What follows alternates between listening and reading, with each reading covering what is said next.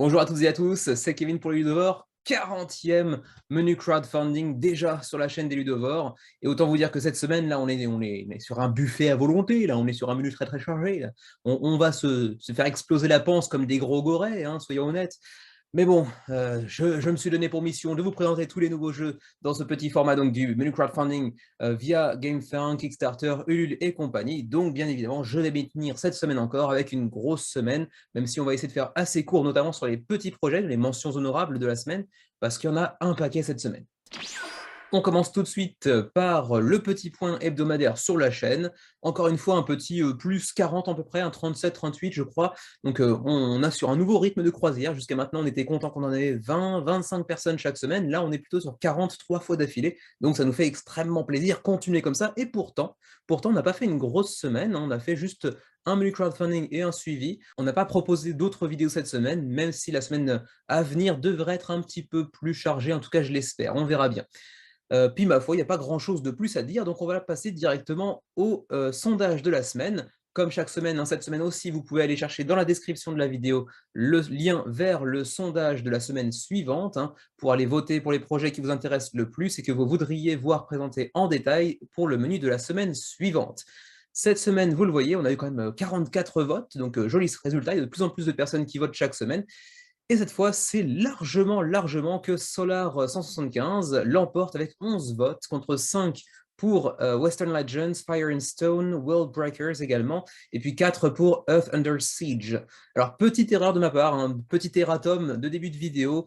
Fire and Stone, j'étais persuadé qu'il arriverait sur une plateforme de financement participatif telle que GameFound ou Kickstarter, et en fait, apparemment, il va directement en retail, en magasin, donc je sais pas, j'ai bugué quelque part. Et du coup, celui-ci, on ne le présentera pas dans la vidéo, bien évidemment. Ce qui veut dire que cette semaine, on aura donc Solar, Western Legends pour sa Big Box, World Breakers et puis Earth Under Siege qui seront présentés en détail, plus peut-être un ou deux autres si j'estime que c'est suffisamment intéressant pour être présenté en détail. Et puis, ma foi, je crois que c'est à peu près tout. Il n'y a pas de projet repoussé, il me semble. Je ne crois pas en avoir vu. Non, tous les projets présentés ici dans le sondage seront présents cette semaine. Du coup, sans plus tarder, on est parti avec les deux parties habituelles, on est parti avec les deux parties répétition affreuse, on est parti avec les deux petits chapitres habituels, à savoir les mentions honorables, puis ensuite une partie un peu plus condensée avec moins de projets mais présentés plus en détail, à savoir donc les gros projets de la semaine, ceux qui m'intriguent le plus, ceux qui m'intéressent potentiellement le plus, ou simplement ceux qui font partie des 3 premiers ici dans le sondage de la semaine, bien évidemment. On est parti.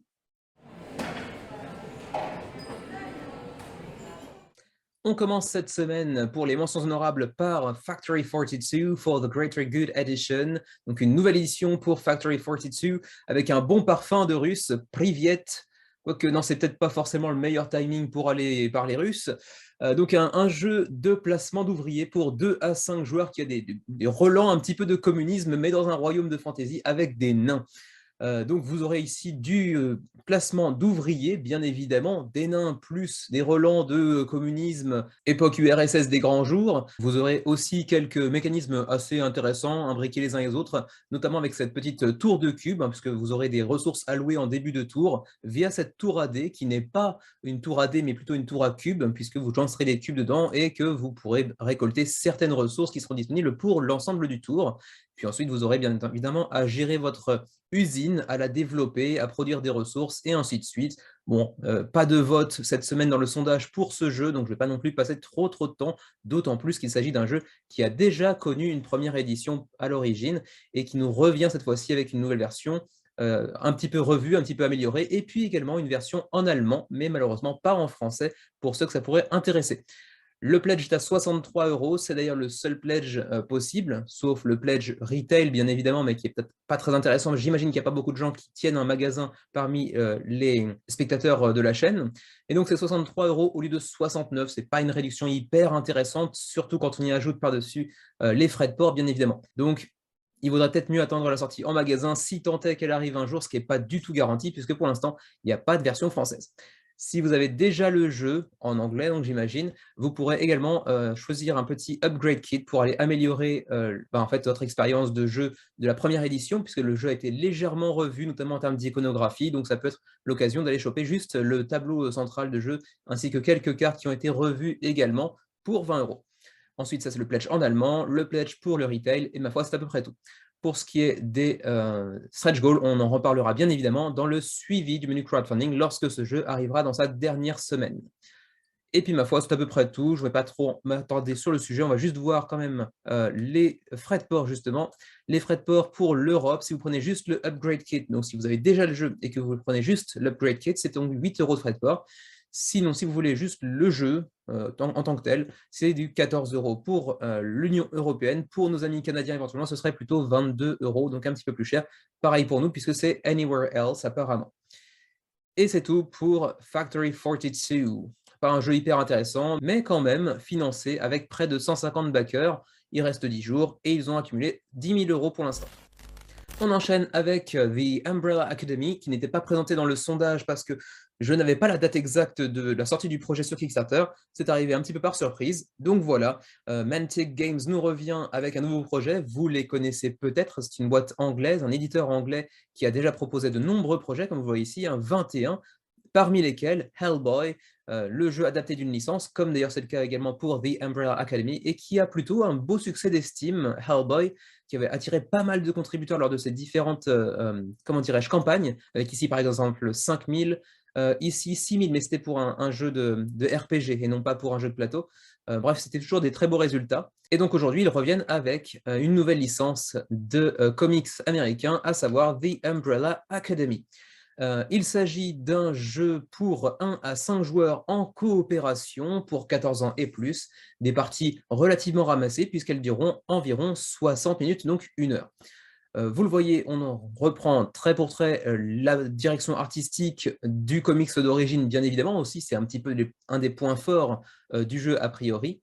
Et puis le projet s'accompagne d'une version deluxe qui est exclusive à Kickstarter. C'est d'ailleurs écrit directement sur la boîte du jeu.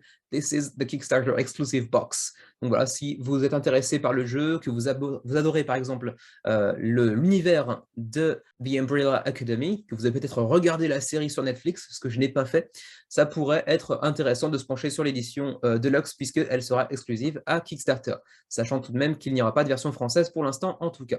C'est un jeu qui s'accompagne de pas mal de miniatures, bien évidemment, ce serait dommage de passer à côté pour un univers qui propose une direction artistique aussi particulière que celui de The Umbrella Academy, avec donc, les différents personnages de l'Académie du parapluie, donc Space Boy, Number 5 et compagnie. Et puis vous trouverez également des miniatures de méchants, bien évidemment, qui seront, elles, par contre, exclusives, en partie en tout cas, à Kickstarter. C'est le cas par exemple de Hazel, de Cha-Cha par exemple. Pour le reste, c'est un jeu assez, comment dirais-je, assez typique de coopération avec du card-driven, donc essentiellement centré sur du jeu de cartes, de la gestion de main, et puis de la collaboration de pouvoirs. Il y aura différentes actions, comment dirais-je, provoquées par les vilains qui vont chercher à détruire la ville et le monde par extension, et vous qui chercherez à les sauver en, comment dirais-je, en combinant vos pouvoirs les uns les autres du mieux que vous le pouvez pour pouvoir empêcher les vilains de mettre à exécution leur plan et leur foutre un grand coup de pied au cul, bien évidemment. Vous avez aussi un petit aperçu de différentes miniatures de la Orchestra Verdammten. Alors, je ne connais pas du tout l'univers de Umbrella Academy, donc je ne pourrais pas trop vous dire de quoi il s'agit. Quelques copies similaires de même miniature. On voit ici en fait 2 miniatures qui sont sous différents angles, mais bon, il n'y en aura pas beaucoup apparemment. Et ensuite, vous avez évidemment tout un tas d'autres miniatures et de cartes dans tous les sens, avec une certaine rejouabilité, dans le sens où vous aurez différents super vilains qui donc pourront vous permettre d'avoir une plus grande rejouabilité. Une fois que vous aurez vaincu par exemple Hazel et Cha-Cha, vous pourrez aller essayer de combattre d'autres big boss lors de votre prochaine partie par exemple. On aura aussi l'opportunité de jouer avec les héros, mais dans leur forme plus jeune, plus enfantine. Donc, je ne sais pas ce que ça vient apporter en termes de gameplay véritablement, en termes de différence avec leur version adulte, mais au moins ça a le mérite d'exister et puis ça fait des figurines supplémentaires bien évidemment. Ensuite, on passe sur le How to Play puisque bien évidemment c'est une mention honorable cette semaine. Je ne vais pas non plus trop entrer dans les détails, mais vous le voyez sur le simple How to Play, ici vous voyez uniquement des cartes quasiment, ce qui veut bien dire que c'est quand même essentiellement du jeu card-driven, donc de la gestion de main et de timing dans le sens où il faudra placer vos compétences au meilleur moment possible en combinant le mieux possible avec l'un de vos autres partenaires pour aller vaincre tel ou tel adversaire, pour aller contrecarrer les plans d'un autre par exemple. Et puis ma foi, c'est à peu près tout. On va aller passer directement aux frais de port pour le jeu. Il se trouve ici. D'ailleurs, avant de parler des frais de port, je remarque que je n'ai pas encore abordé le prix du jeu, même si on l'a entreaperçu un peu plus haut sur la page. Le pledge de base est à 75 livres pour vous permettre d'obtenir l'édition Deluxe. Alors, c'est le jeu de base avec les miniatures des vilains, les miniatures upgradées, l'extension Terminotes, les figurines alternatives des héros pour leur version enfantine, et il y a bien un deuxième pledge, mais c'est pour les retailers, donc pour les gérants de magasins.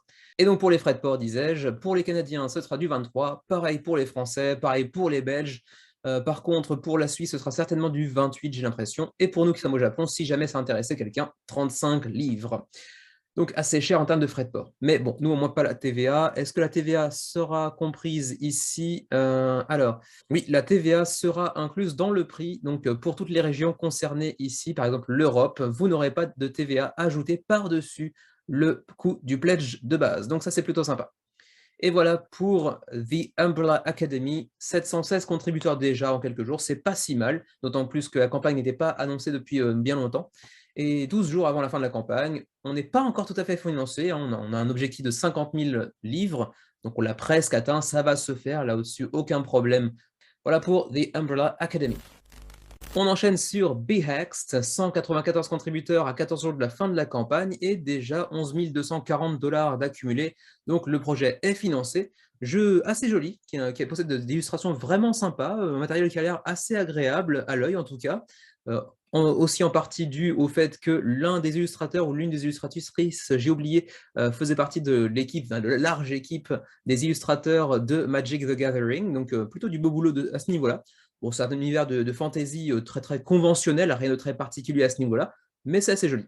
C'est un jeu pour 3 à 5 joueurs, 14 ans et plus, pour des parties de 45 minutes à 1h30, et c'est une expérience de deck building avec un mécanisme de patate chaude, en gros, puisque vous allez vous passer en fait une sorte de hex, donc de tuile hexagonale, qui est susceptible de vous détruire si vous ne la rebalancez pas sur un autre mage.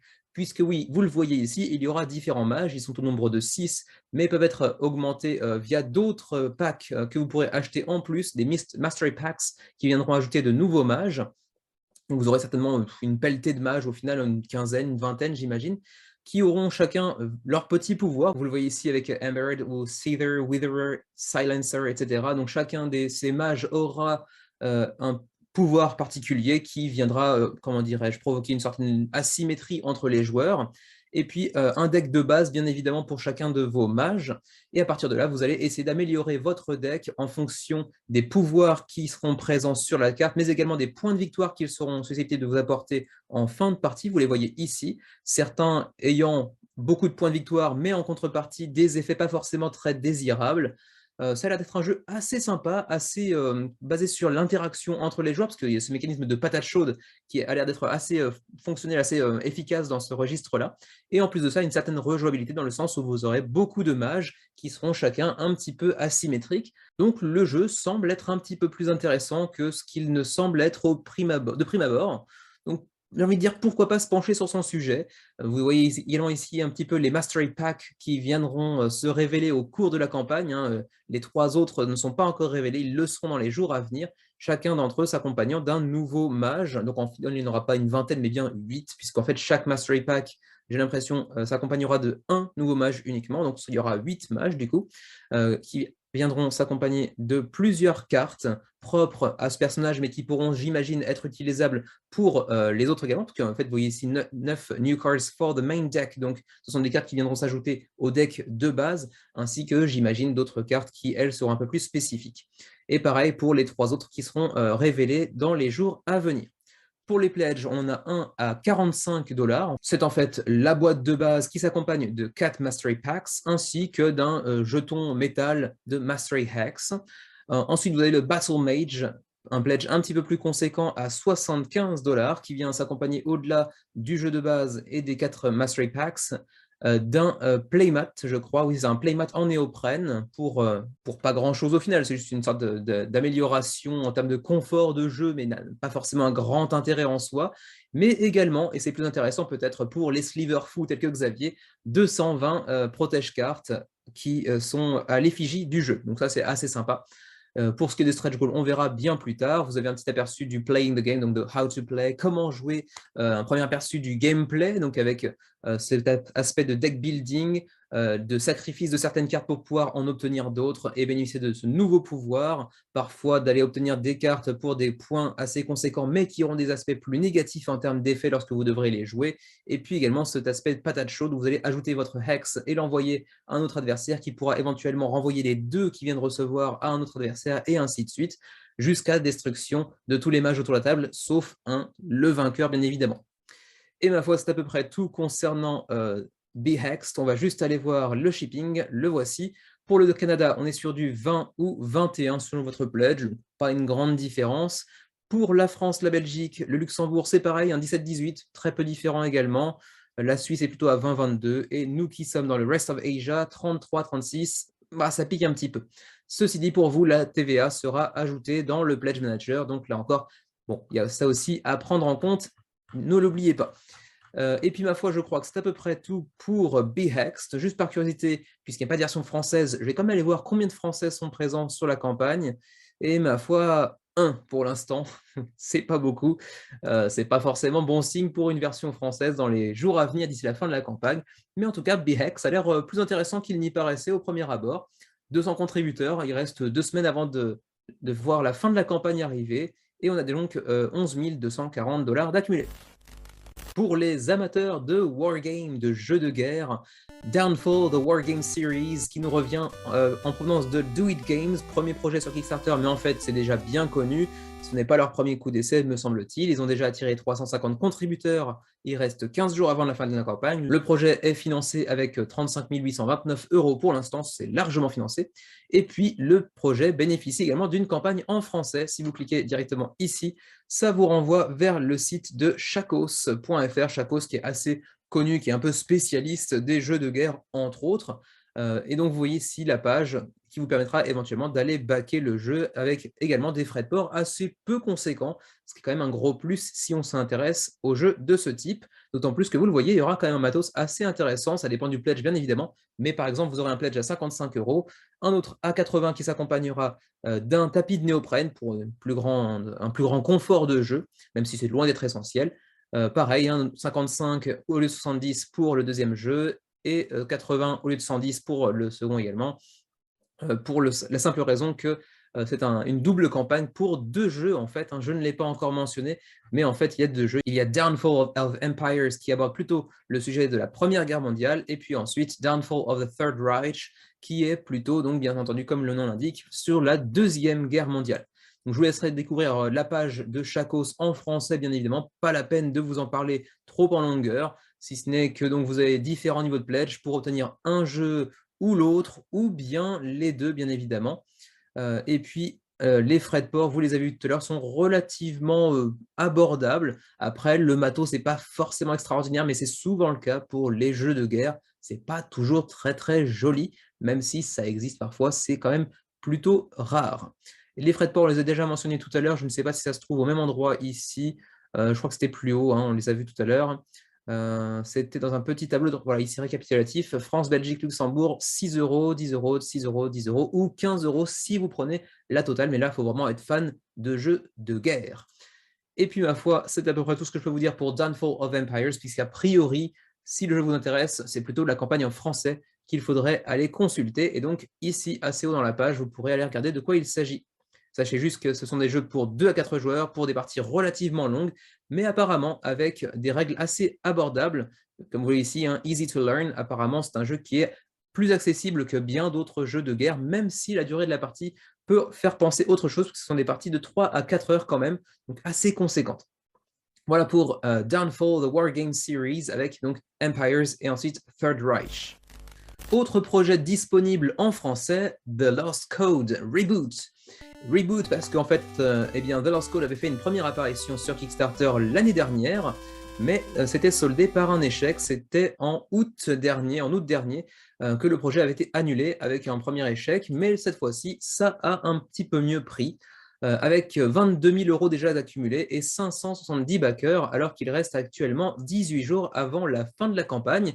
C'est un jeu pour tous les amateurs de déduction, pour 10 ans et plus, des parties de 60 minutes pour 2 à 4 joueurs, qui rappellera un petit peu Hanabi, dans le sens où vous aurez des tuiles qui affichent des chiffres, en fait des numéros, mais vous ne pourrez pas voir vos propres numéros, il faudra les deviner, alors que vos adversaires autour de la table, eux, pourront voir vos chiffres. C'est en cela que je fais un petit parallèle avec Hanabi, qui se terminera là, parce qu'il n'y a pas grand-chose d'autre à voir, bien évidemment.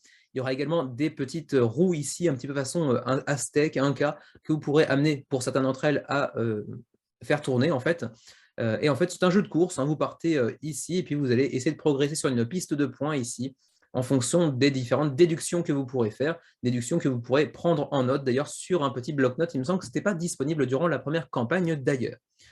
Voilà, c'est à peu près tout ce que je peux vous dire, hein, pour les amateurs de déduction sociale et de mathématiques un petit peu, parce qu'il faudra faire des calculs, puisqu'il y aura également des jets de dés. À partir de ces jets de dés, vous devrez essayer de déterminer les chiffres en présence sur votre, pas votre plateau, mais votre log, votre rondin de bois, disons, puisque ce sera présenté un petit peu de cette manière-là. Vous voyez ici. Hein. Et puis, au fur et à mesure, vous engrangerez des points en fonction de vos capacités de déduction. Et puis, il y aura peut-être aussi un petit facteur chance, bien évidemment, qui entrera en compte. Ensuite, on va passer directement au prix et aux stretch goals. Le prix, alors là, voici, vous avez donc du 25 $ au lieu de 42 en boutique, enfin, quand il arrivera en boutique. Ça a l'air d'être assez intéressant pour le early bird. Attention, c'est seulement les 500 premiers pledges, donc théoriquement, c'est fini. Mais ceci dit, même une fois le early bird dépassé, on a encore un late bird, mais qui est quand même un early bird, pour 500 autres pledges à 31 $. Pour le jeu de base, un petit token Curse of the Temple, qui est en fait une extension, ainsi qu'un petit artwork signé de Leo Colovini, le concepteur du jeu. Vous avez ensuite les pledges un peu plus normaux, disons, le premier étant à 25 $ au lieu de 30 pour le jeu, mais sans son extension. Et ensuite, on a des add-ons, donc pour aller choper une boîte un petit peu plus grosse, ainsi que des rondins un petit peu plus classieux, et puis des pierres en plastique au lieu de carton, bien évidemment. Ensuite, le playmat à 20 $, le bloc-notes pour vos scores, enfin vos prises de notes et vos scores à 4 $ apparemment, et puis le petit artwork signé pour 12 $ et qui s'accompagne d'un petit token pour l'extension Curse of the Temple. Mais est-ce que cette extension est comprise dans le jeu de base? J'ai pas l'impression que ce soit le cas, donc il faudra aller chercher éventuellement cet ajout, cet add-on pour aller bénéficier d'une extension, ce qui est assez étrange. Pourquoi pas? Et puis ensuite un playmat, mais juste de tapis à souris de Studio Morito, hein, donc l'éditeur du jeu. Bon là, c'est après à vous de voir si ça peut vous intéresser, c'est assez esthétique, ça n'a aucun rapport avec le gameplay. Ensuite, comme je vous le disais, la campagne est disponible en français, elle sera éditée par Ludistri, que je ne connaissais ni d'Eve ni d'Adam, donc bienvenue à eux s'ils sont nouveaux, ou tout simplement honte à moi pour mon ignorance du milieu. On aura également aussi Jelly Games qui s'occupe de la version japonaise. D'accord, Jelly Games, un éditeur assez connu dans le coin. Pour le shipping, pour le jeu de base, sur le Canada, on sera sur du 20 $. Hein, j'imagine que c'est en dollars, oui, c'est ça, USD, donc c'est en dollars. Pour l'Europe, avec la France notamment, le Luxembourg, la Belgique, c'est du 17 $. Et puis, si vous prenez le jeu de base plus l'extension, enfin, pas plus l'extension, mais plus les upgrades de plastique, ce sera un petit peu plus cher, 23 pour le Canada, 19 pour l'Union européenne. Pour la Suisse, c'est dans une zone numéro 2, donc un petit peu plus cher, bien évidemment. Et pour nous qui sommes au Japon, où est-on? Où est-on? On n'est pas dans le Asia 1, on n'est pas dans le Asia 2 non plus. Où est-on, quelque part? J'ai envie de vous dire.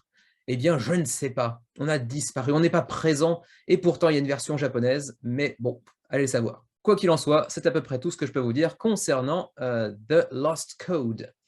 qui n'a de Inca ou de Aztèque que le look, parce que vous le voyez, c'est un jeu très abstrait, uniquement de déduction. 570 contributeurs, 22 000 $ d'engrangés, et il reste plus de 2 semaines pour éventuellement vous pencher sur le sujet si vous êtes amateur de jeux de déduction.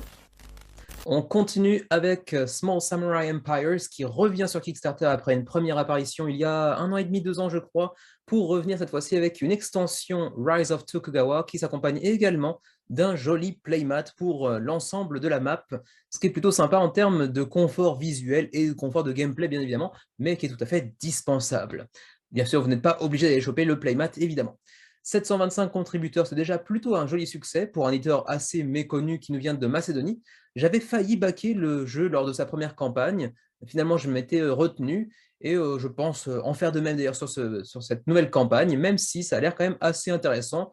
En plus de ça, ça cumule 2 mécanismes que j'apprécie pas mal, à savoir la programmation d'action et le contrôle de territoire, sur le territoire japonais bien évidemment. Vous avez ici là une jolie carte avec donc différentes armées de samouraïs que vous pourrez envoyer pour prendre le contrôle de telle ou telle région, à l'époque bien évidemment de Sengoku, de la guerre interne au Japon, pour aller unifier le pays selon le clan que vous avez choisi en début de partie. Donc assez respectueux de l'histoire japonaise a priori. Après, je ne sais pas jusqu'à quel point les recherches historiques ont été poussées bien évidemment. Je le disais tout à l'heure, ça vient de Arcona Games, un petit studio macédonien qui avait fait un beau succès lors de la première campagne déjà, puisqu'on avait eu 1390 contributeurs, c'était quand même pas mal du tout. On avait récemment eu aussi une nouvelle campagne pour Small Railroad Empires, ils avaient fait plus ou moins la même chose, à savoir une extension et un playmat. Ils avaient attiré un petit peu moins de joueurs que lors de la campagne originelle. Donc est-ce que ce serait un petit peu la même chose? Est-ce que c'est une sorte de signe selon lequel le jeu n'était pas forcément si bon que ça? Allez savoir. En tout cas, le jeu d'origine était disponible en italien, en allemand, en hollandais, en anglais, mais pas en français. Est-ce que ce sera le cas pour cette nouvelle campagne, me direz-vous? Et la réponse est non, pas pour l'instant en tout cas. Est-ce que ce sera débloqué dans les jours à venir, une fois qu'on aura dépassé un certain stade de backer francophone par exemple? Peut-être, allez savoir. Vous avez un petit aperçu ici de ce que pourra apporter l'extension Rise of Tokugawa, qui viendra vous apporter notamment le matériel nécessaire pour jouer jusqu'à 5 joueurs, pour ce jeu qui à l'origine était prévu pour jouer de 2 à 4 joueurs, mais également un mode solo Training Grounds disponible également dans cette extension. Donc quand même pas mal de petits ajouts assez sympatoches. C'est un jeu pour 1 à 5 joueurs désormais, pour 30 à 60 minutes et pour 13 ans et plus.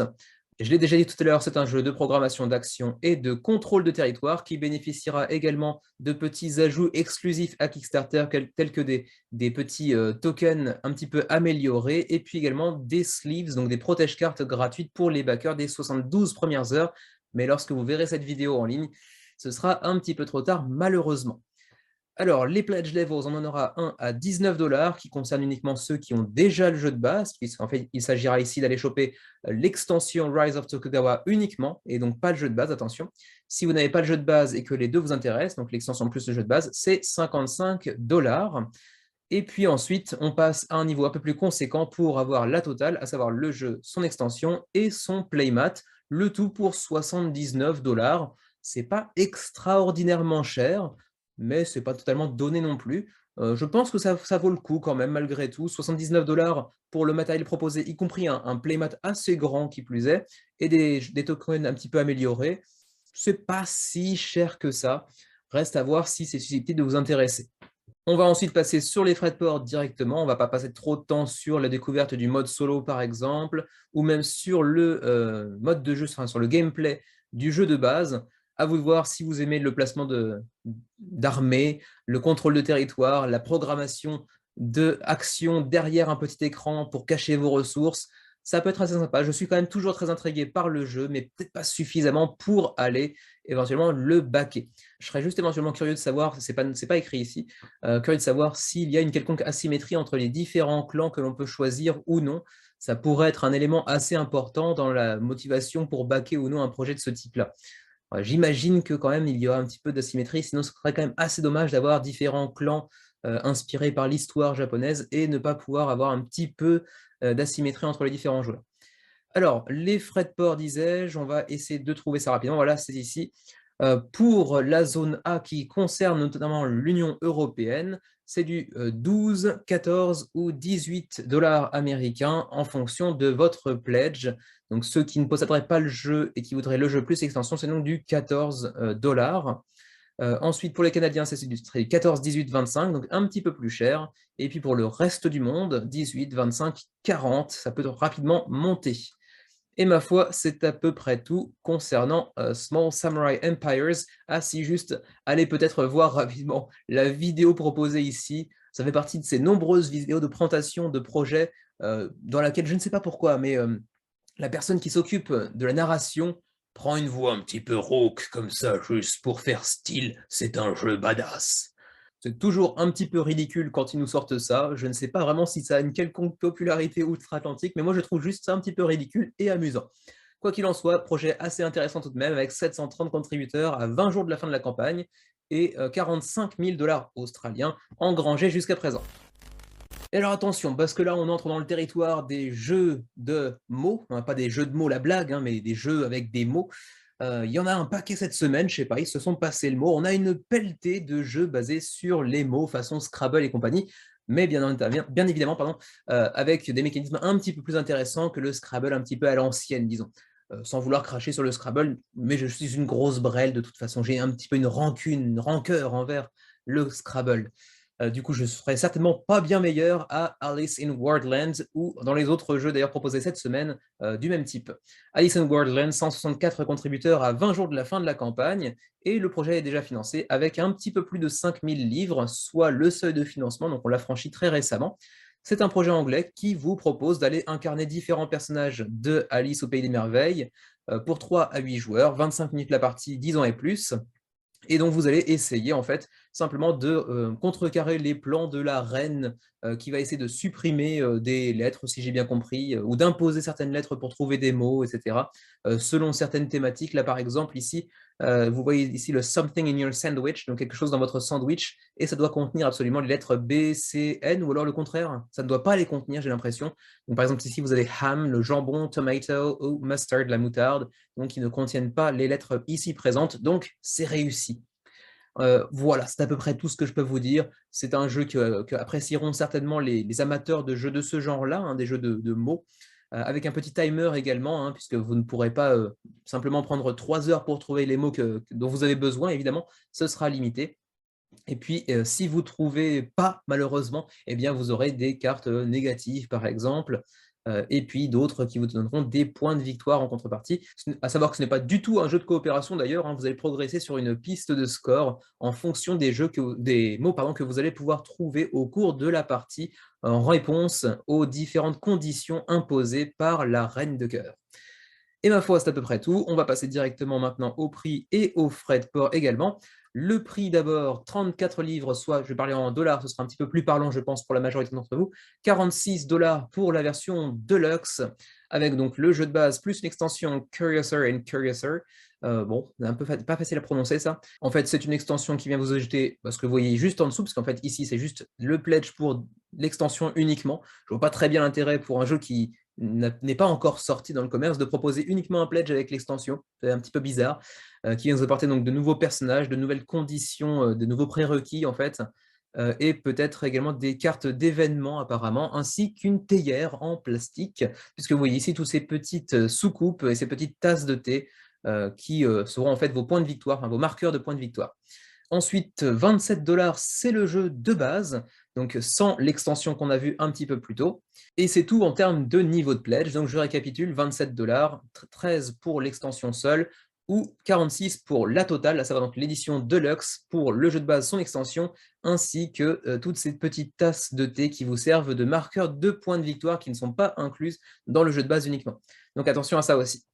Pour le shipping table, donc les frais de port pour l'Union européenne, on est sur du 13, 15, 18 si vous prenez l'extension, le jeu de base ou la version Deluxe, sachant que, attention, il n'y a aucun intérêt à prendre la version extension uniquement, parce que vous n'aurez pas le jeu, donc vous ne pourrez pas jouer. C'est un petit peu débile comme niveau de pledge.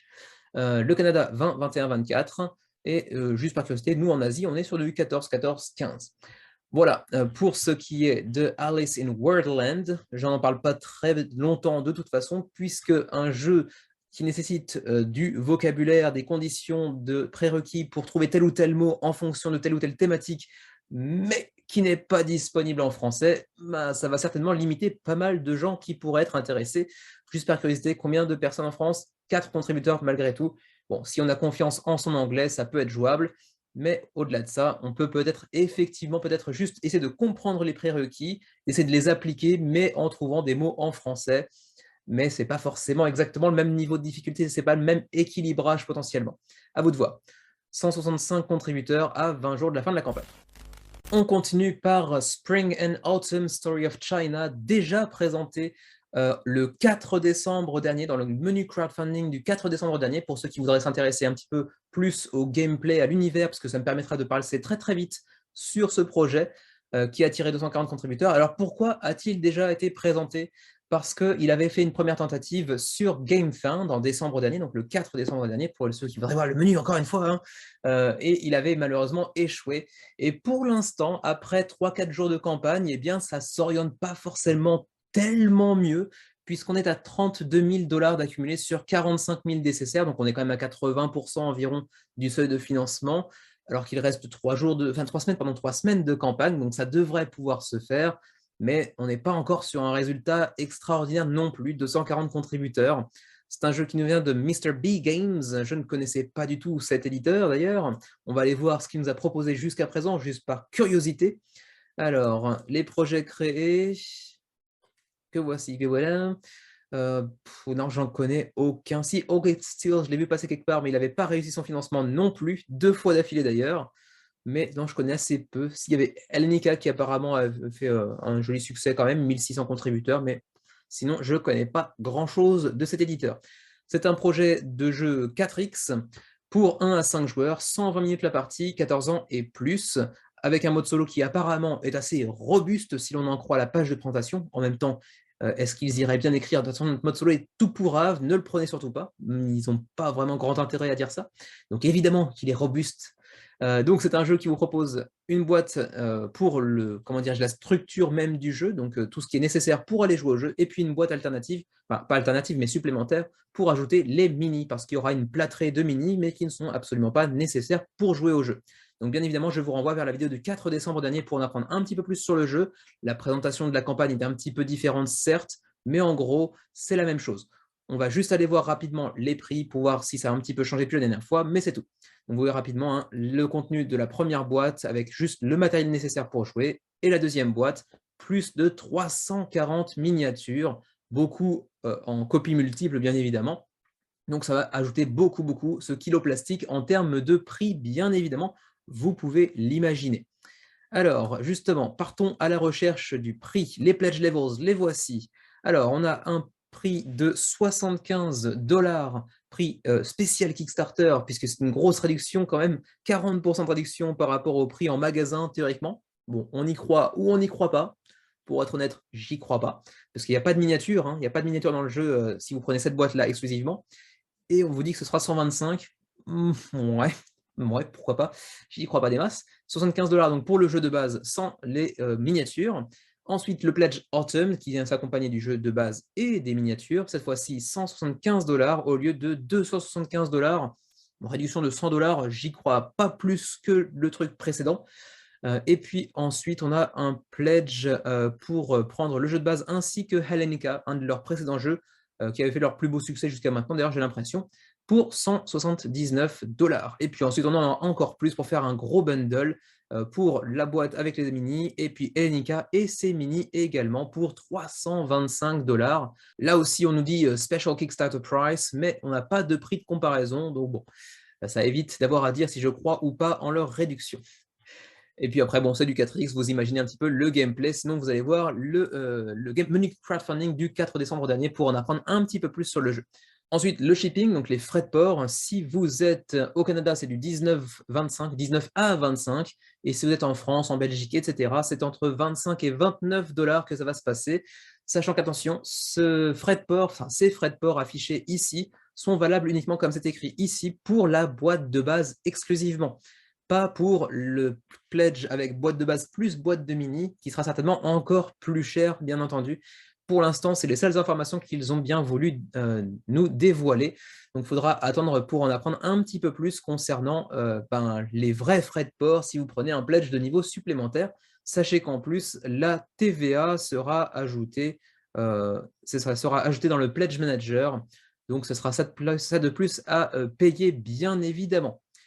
Et voilà pour Spring and Autumn, je serai passé très rapidement, mais bien évidemment parce que je l'ai déjà présenté en décembre dernier, donc j'en parle vraiment très rapidement, juste pour vous dire qu'il est revenu, cette fois-ci sur Kickstarter et pas sur GameFound, avec un succès toujours pas très au rendez-vous, mais ça devrait quand même pouvoir se financer d'ici la fin de la campagne.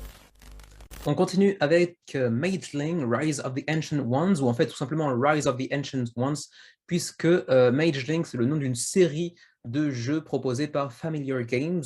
D'ailleurs, celui-ci avait déjà été proposé, je crois, en novembre ou octobre dernier, avait été annulé, puis il revient aujourd'hui. Par contre, aujourd'hui, vous le voyez, c'est financé, donc pour l'instant, ça ne devrait pas pouvoir annuler, ça peut encore se passer. On sait qu'il y a des jeux qui annulent la campagne malgré un succès en termes de financement. Là, pour l'instant, c'est le cas, 8120 $ sur 6000 nécessaires, donc c'est financé avec 180 contributeurs. Il reste 3 semaines avant la fin de la campagne. C'est un jeu qui, en plus de ça, a l'air pas inintéressant. C'est un jeu de jet de dés, il y a beaucoup de dés à jeter tout le temps, de placement de dés également, et puis du tableau building, de la construction de tableaux, puisque vous allez construire votre grimoire au fur et à mesure de l'aventure. Vous allez explorer différentes régions pour essayer de vaincre un être qui dépasse notre espace-temps, en gros, hein, c'est un petit peu comme c'est vendu. Et bon, c'est visuellement pas époustouflant, mais ça peut être assez sympa. C'est un jeu pour 1 à 4 joueurs qui, bon, là c'est peut-être là où le bas blesse, ou pas, à voir. C'est un jeu qui est disponible en coop, en compétitif, mais également en solo. Et généralement, quand on fait tout, c'est que rien n'est très bien fait, mais bon, je peux me tromper également. Peut-être que c'est un excellent jeu dans tous les formats, ou à défaut, au moins sur un des 3. Je ne sais pas. Jeu pour 14 ans et plus, et des parties de 30 à 90 minutes, c'est une fourchette assez large. Donc voilà, je vous présente un petit peu donc les dés, jet de dés, placement de dés sur votre carte, ensuite construction de votre tableau sous la forme d'un grimoire avec différents pouvoirs, différentes compétences qui viendront s'ajouter à votre personnage au cours de l'aventure, et puis un petit peu de combat avec différents monstres. Voilà. Vous le voyez, visuellement, c'est pas extraordinaire, c'est pas dégueulasse non plus, mais c'est pas très joli, quoi. Alors voici donc les rewards, les niveaux de pledge, 20 $ pour le jeu de base, Mageling, qui est ici, qui avait déjà fait l'objet d'une campagne Kickstarter. Ensuite, l'extension qui fait l'objet de cette campagne, Rise of the Ancient Ones, pour 20 $. Et puis également la même chose, hein, donc l'édition Arcane de cette même extension pour 40 $. Alors qu'est-ce qu'elle vient ajouter de plus? Là par contre, je ne saurais pas trop vous dire, mais c'est une version Arcane. Qu'est-ce qu'elle vient ajouter? Mystère. Pour le shipping, on est sur du 14 $ de frais de port pour l'Union européenne, 17 $ pour le Canada. Et pour le reste, c'est 30 à 50 $. Donc pour ceux qui vivent en Asie éventuellement, je pense à toi, Expat Meeple, qui commande souvent sous nos vidéos. Bon, ça fait quand même très cher, comme souvent chez nous, mais tu en as l'habitude comme moi. Pour la TVA, est-ce qu'elle est incluse? Oui, la TVA est déjà incluse dans les frais de pledge, en fait, tout simplement. Donc, vous n'aurez pas à l'ajouter par-dessus dans le Pledge Manager. Et ma foi, c'est à peu près tout ce que je peux vous dire. Je ne vais pas passer non plus trop longtemps sur ce petit projet qui, en plus de ça, n'est pas disponible en français, comme c'est souvent le cas chez les petits éditeurs de ce genre. Donc voilà pour Mageling Rise of the Ancient Ones, une extension pour le jeu de base Mageling, 180 contributeurs, 8120 $ engagés. Il reste environ 3 semaines avant la fin de la campagne. On enchaîne sur Illiterati. Si j'étais un joueur de jeux de lettres avec lesquels on compose des mots, Illiterati serait potentiellement mon coup de cœur de la semaine. Mais je ne suis pas un joueur de jeux de lettres pour composer des mots, donc il fait seulement partie des mentions honorables de la semaine. Mais il a l'air quand même très sympa, et pour preuve, près de 2000 contributeurs déjà sur le projet, après 3-4 jours de campagne seulement, et 90 000 $ d'engrangés à 20 jours de la fin de la campagne. Très joli succès, ils font vraiment parler la poudre. Jeu pour 1 à 5 joueurs en collaboration, 40 minutes la partie, pour 7 ans et plus, ce qui me rabaisse pas mal, parce que moi je suis quand même une brêle au jeu de lettres, et je me dis qu'un enfant de 7 ans ferait potentiellement mieux que moi. c'est un petit peu la loose. Par contre, même problème que pour Alice in Wonderland tout à l'heure, le jeu n'est pas disponible en français, ce qui ne veut pas dire que vous ne pouvez pas jouer si vous comprenez les prérequis de certains mots qu'on verra plus tard par la suite, hein. Vous pouvez potentiellement jouer en français à partir des prérequis et des règles en anglais, mais ce n'est pas forcément équilibré pour ça. Ici, ce ne sont pas les personnages que vous pourrez contrôler, mais bien vos ennemis. Vous êtes dans un jeu où il y a une secte appelée Illiterati, d'où le nom du jeu, qui veut rendre le monde illettré. Alors pourquoi? Bon, allez savoir, ça c'est pas trop mon affaire. Mais pour contrecarrer leur plan maléfique, eh bien, vous devrez composer des mots en fonction des missions que vous aurez récupérées. Il faudra donc sauver des livres avec des titres parfois inspirés de la pop culture. Ici, par exemple, Of Rice and Ramen, un petit peu japonisant.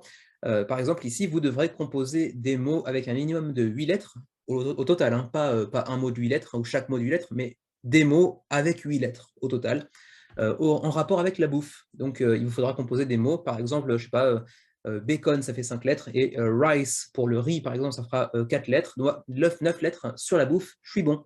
Et si possible, avec les logos que vous voyez ici, puisque les lettres, parfois, en fonction de leur couleur, disposeront d'un logo particulier, qui entreront en ligne de compte, en ligne de mire pour les différents prérequis des missions. Et donc, vous pourrez échanger les lettres entre les joueurs autour de la table pour essayer de composer avec les missions que chaque joueur aura reçues en début de tour, puisque chacun des joueurs aura une mission différente. Donc, vous pourrez vous échanger les lettres entre vous, vous entraider une fois que vous aurez des mots pour remplir votre mission. Vous pourrez essayer d'aider les autres aussi pour compléter les leurs, par exemple. Tout ça sur 3 minutes par tour. Et à la fin du tour, vous aurez un des illiterati, un des membres de cette secte malfaisante qui va venir et foutre le dawa dans vos mots.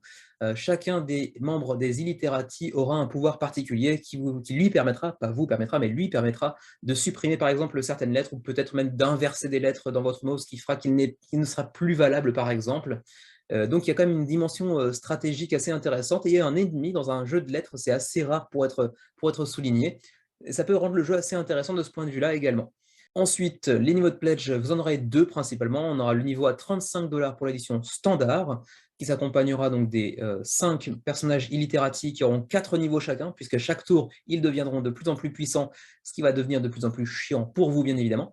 30 livres, donc 30 missions à compléter. Par exemple, ici, vous voyez les animaux, donc des mots avec 8 lettres au total pour composer des mots en rapport avec les animaux, avec ce logo-là, mais également des antonymes, par exemple, avec différents prérequis qui rentreront en ligne de mire aussi à chaque fois que vous recevrez une nouvelle mission. Vous aurez un petit tracker card pour le burn, en fait, puisque quand vous ne réussirez pas à utiliser certaines lettres et qu'elles resteront lamentablement au milieu de la table, eh bien, certaines lettres crameront et ne seront plus utilisables pour la suite de la partie. Donc, ce n'est pas forcément très positif pour vous, vous l'imaginez bien. Il y aura aussi un sablier, vous aurez 3 minutes pour chaque tour pour compléter vos missions. Et ensuite, 144 tuiles de lettres en carton qui seront améliorées pour la version Deluxe à 49 $. Le sablier sera un petit peu amélioré également. La boîte sera cette fois-ci coulissante, donc un petit peu plus classe, un petit peu plus pratique. Et donc, je le disais, les tuiles de lettres seront désormais en bois avec impression silkscreen. Et puis, vous aurez aussi l'opportunité de prendre des sleeves en add-on. Voilà, ils sont ici pour 5 $. Et voilà, c'est à peu près tout. Donc, jeu assez intéressant. Vous avez ici une galerie de portraits des différents membres des illiterati. Pas de compétences inscrites ici, c'est juste un petit peu de lore, mais c'est assez joli en plus de ça. La direction artistique est assez soignée. Pour les frais de port, ma foi, c'est assez commun dans toutes les zones. 15, 15, 15 pour toutes les zones qui nous intéressent. 15 pour le Canada, 15 pour l'Union européenne, même si c'est potentiellement un petit peu plus cher pour la Suisse, qui n'est pas dans l'Union européenne, ou même la Norvège d'ailleurs. Et pour nous, 15 également. Plus peut-être la TVA, j'imagine. La TVA sera ajoutée dans le Pledge Manager. Voilà. Et c'est à peu près tout pour Illiterati, un jeu de lettres, ma foi, assez sympa, assez innovant dans son secteur. Dommage que je ne sois pas joueur de ce type de jeu, sinon il m'aurait certainement pas mal intéressé, même si, je le répète, pas de version française pour l'instant. On enchaîne sur un jeu qui peine un petit peu pour l'instant, à savoir Shadows, Heroes and Monsters. 67 contributeurs, 5 000 $ d'engagés sur 10 000 nécessaires. Ça commence à être un petit peu difficile, d'autant qu'on va aborder le ventre mou de la campagne à partir de la deuxième semaine.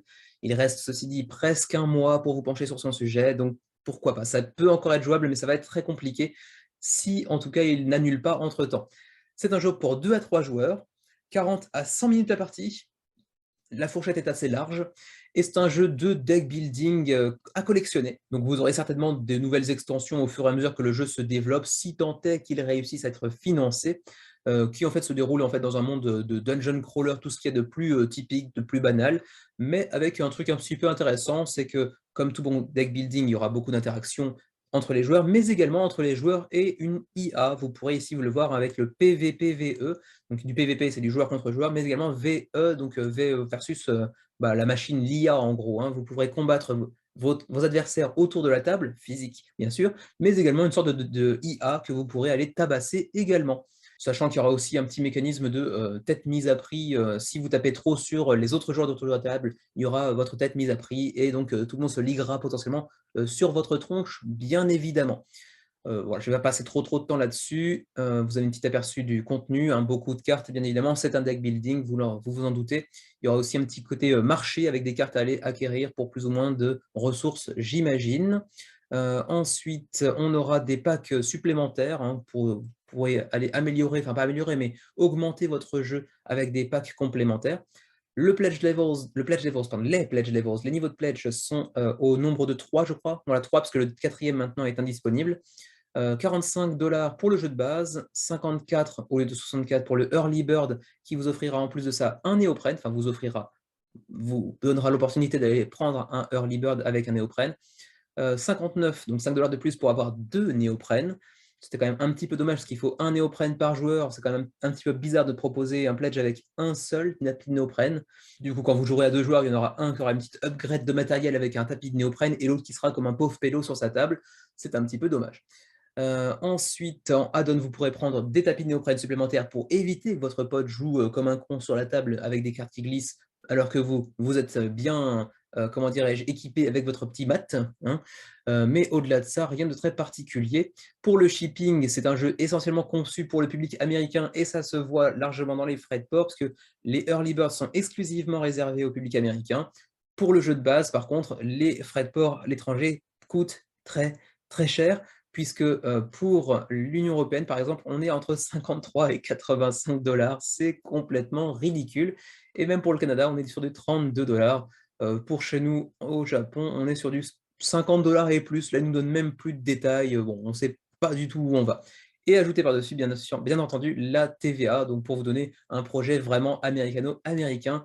Et du coup, est-ce que ça explique en partie le faible succès de la campagne? Peut-être en partie, mais en très petite partie. Je pense que c'est juste un jeu qui est tombé sur une semaine assez chargée et qui n'a pas spécialement grand-chose de particulier à mettre en avant pour défendre sa cause sur Kickstarter. Donc voilà pour Shadows, Heroes and Monsters, il reste aussi 25 jours pour se pencher sur ce projet qui n'a en plus pas de version française, bien évidemment. On continue par le petit mystère de la semaine, la petite campagne que je ne m'explique pas. Il s'agit de League of Dungeoneers. Alors, il ne s'agit pas d'un jeu particulièrement bizarre que je ne comprendrai pas, mais c'est juste le succès que je ne comprends pas très bien. 1440 contributeurs et déjà 160 000 € d'engrangés à 26 jours de la fin de la campagne pour un dungeon crawler coopératif ou solo totalement basique. Rien de très original là-dedans, c'est un dungeon crawler, mais qui fait bien parler la poudre au niveau des contributions. 1441 contributeurs, ça marche plutôt très bien. Mais alors, je ne comprends pas très bien. Alors si, il y a beaucoup de matos, certes, il y a beaucoup de compétences à débloquer, il y a vos personnages que vous pourrez aller développer au fur et à mesure de l'aventure, tout un monde à explorer, beaucoup de trésors, une grande variété de personnages adversaires, de monstres en gros. Vous pouvez le jouer en solo comme en coop. Il y a aussi, si c'est vrai, un petit peu de craft de base. En fait, vous pourrez vous construire une base mobile, en fait, un lieu de vie au fur et à mesure de votre aventure que vous pourrez aller construire, améliorer et ainsi de suite. Donc pourquoi pas, c'est intéressant. Mais au-delà de ça, c'est très basique. On aura tout un tas de tuiles pour composer des donjons dans lesquels vous trouverez des monstres représentés par des standees. Pas de miniatures dans ce jeu-là. C'est beaucoup de standees. Ils sont très nombreux, mais pas de miniatures, ce qui n'est pas forcément un reproche en soi ni un défaut. Donc des tuiles qui vont composer un donjon, avec bien entendu tout un bestiaire de fantasy habituel. Vous essaierez de terrasser les membres. Ensuite, on a aussi le primary tier. Donc, le prix n'est pas affiché, mais vous pouvez le voir directement ici. C'est 63 €, pardon, pour le projet. Hein. C'est un projet suédois, d'ailleurs, je ne l'ai pas mentionné. Premier projet en plus, donc encore une fois, je ne comprends pas le succès, parce que ce n'est pas un éditeur spécialement connu, mais pourtant, gros succès. 63 € pour le pledge de base, avec donc tout un tas de tuiles pour construire vos donjons au fur et à mesure que l'aventure vous les dévoile. 394 cartes, y compris beaucoup de trésors, beaucoup de monstres dans tous les sens, qui ont certainement un petit peu d'asymétrie entre les différents monstres, et leurs capacités qui leur sont propres, bien évidemment. Des cartes de pièces, des cartes d'événements, des cartes d'aide de jeu, on va dire, d'équipements, et ainsi de suite, des portes en 3D en plastique, avec comment dire, des stands en plastique, des montures en plastique, et puis également toute une carte du monde, vous le voyez, avec des tuiles hexagonales, donc la carte a l'air d'être assez grande, mine de rien, c'est ça, le côté un peu monde à explorer qui est assez conséquent, ça c'est vrai. Ensuite des dés, des cubes, des aides de jeu très très fournies, on va dire, tout un tas de tokens, bref. Ensuite, vous avez aussi tout un tas de standees, il y en aura 400 standees pour 16 € en add-on, sachant que, bon, un petit côté positif pour ces standees, ils seront double face, donc une face et un arrière-plan également, hein, donc ça c'est quand même un peu mieux pour l'immersion d'avoir deux faces, hein, un avant, un arrière pour les standees. Ils ne sont pas vilains en plus de ça, mais ils ne sont pas non plus extraordinairement beaux. On aura aussi des améliorations de portes en 3D pour 14 €, qui sont un peu plus jolies, c'est vrai, que les précédentes. Une extension Ancient Lands, un petit peu inspirée par comment dirais-je, la mythologie égyptienne, pour 23 € supplémentaires. Des pièces de métal, 92 pièces de métal, qui visuellement, pour l'instant, de ce qu'on nous donne à regarder, ressemblent à des pièces en plastique hyper moches. Mais bon, c'est peut-être juste du work in progress, allez savoir, pour 16 € supplémentaires. Et puis ensuite, on a une extension compagnon pour 9 € encore, 8 € pour des cartes de sorts supplémentaires, 4 € de plus pour des fiches de personnages qui vont beaucoup évoluer au fur et à mesure de l'aventure, comme dans tout bon dungeon crawler en campagne. Tout un tas d'add-ons supplémentaires, même un tapis de néoprène pour la carte du monde, pour pas très cher d'ailleurs, 7 € le tapis de néoprène, à voir la qualité, bon, je ne sais pas, etc., etc. Il y en a beaucoup, il y a beaucoup de add-ons. Bon, au-delà de ça, je ne comprends pas. Visuellement, c'est pas magnifique, ça ne propose pas de mécanisme particulièrement innovant. Donc j'en ai fait appel à tous les amateurs de Dungeon Crawler. Dites-moi pourquoi ce jeu fonctionne aussi bien. Je ne dis pas du tout qu'il ne le mérite pas, c'est peut-être un très bon jeu de Dungeon Crawler, mais j'avoue ne pas comprendre ce qui lui procure un tel succès avec un jeu qui semble relativement banal en fait. Ensuite, je disais 63 € pour le pledge de base, il y en a un 135, c'est le pledge all-in, 135 € pour toutes les extensions. En fait, tout ce que vous avez eu précédemment en termes de add-on sera contenu là-dedans. Donc, gros jeu, par contre, ça va peser assez lourd, comme on va le voir d'ailleurs dans les frais de port, puisqu'au niveau des frais de port, ça va piquer un petit peu. C'est ici, voilà. 8 kg le pledge de base, 9 kg pour le all-in. Pour l'Union européenne, c'est 30 à 33 €, ça dépend du pledge que vous choisirez. Pour le Canada, on est sur du 36 à 38, 42 à 46, ça dépendra du nombre de contributeurs sur la campagne. Et nous, au Japon, ce serait 53 à 62, donc très cher en termes de frais de port. Et certainement, en plus de ça, la TVA qui n'est pas incluse dans le projet, donc il faudra l'ajouter dans le Pledge Manager également. Donc voilà pour League of Dungeoneers, un petit dungeon crawler qui paye pas de mine sur le papier, mais qui attire quand même pas mal de monde, avec, je le disais tout à l'heure, près de 1500 contributeurs d'ores et déjà. À 26 jours de la fin de la campagne, on a déjà accumulé 160 000 €. On enchaîne 1 minute à peine sur Capital Punishment, titre assez mal choisi, un jeu uniquement en anglais, donc c'est aussi pour ça que c'est pas très intéressant, qui s'inscrit dans la lignée des jeux un petit peu façon Cards Against Humanity ou Blanc Manger Coco, un peu, disons, politiquement incorrect sur le papier, mais en fait pas spécialement très intéressant.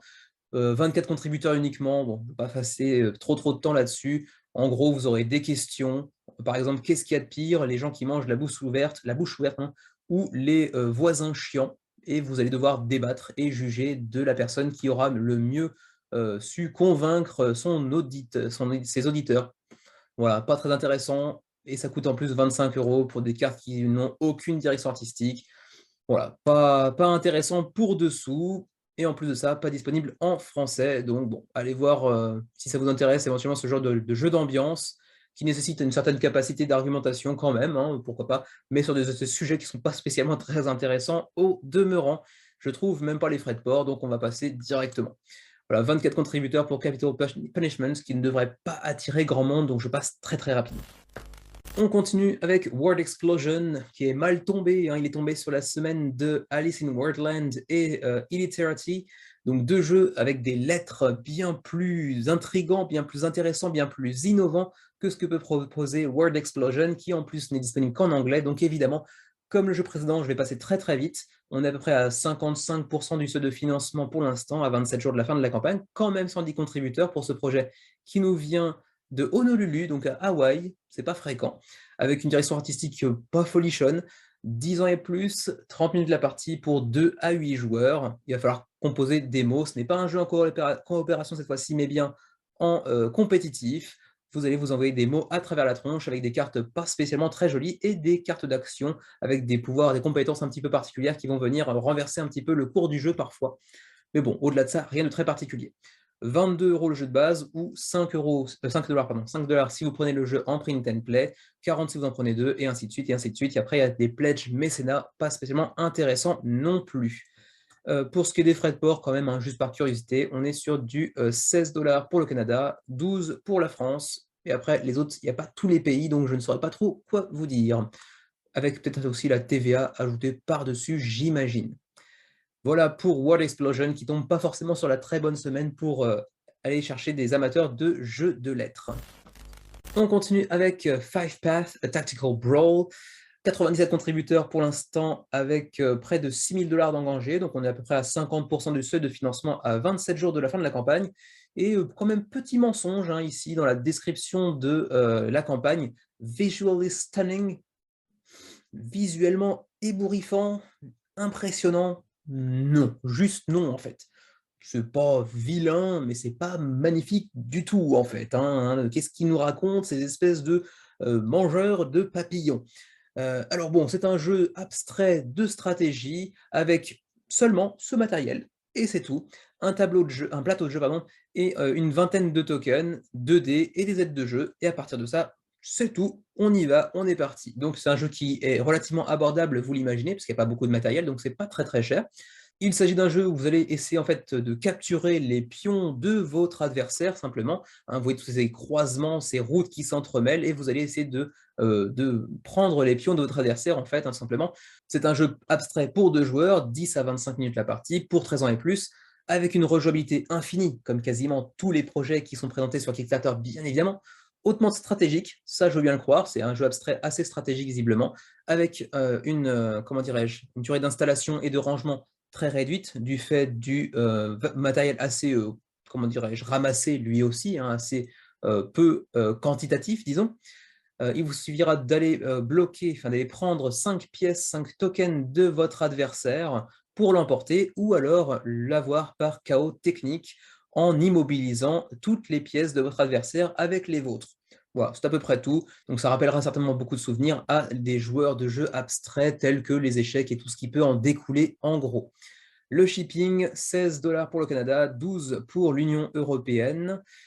Et pour nous, ce serait du 17 parce qu'on est au Japon. Voilà, c'est à peu près tout pour Five Path. Pas particulièrement intéressant, mais si on est amateur de jeux abstraits un petit peu stratégiques, ça peut être intéressant, mine de rien, même si c'est pas visually stunning, comme il le laisse penser en début de campagne. Mais bon, ça va être un petit peu difficile d'aller chercher le financement, puisqu'on est à peu près à 50% du seuil nécessaire, alors qu'on va entrer dans le ventre mou de la campagne.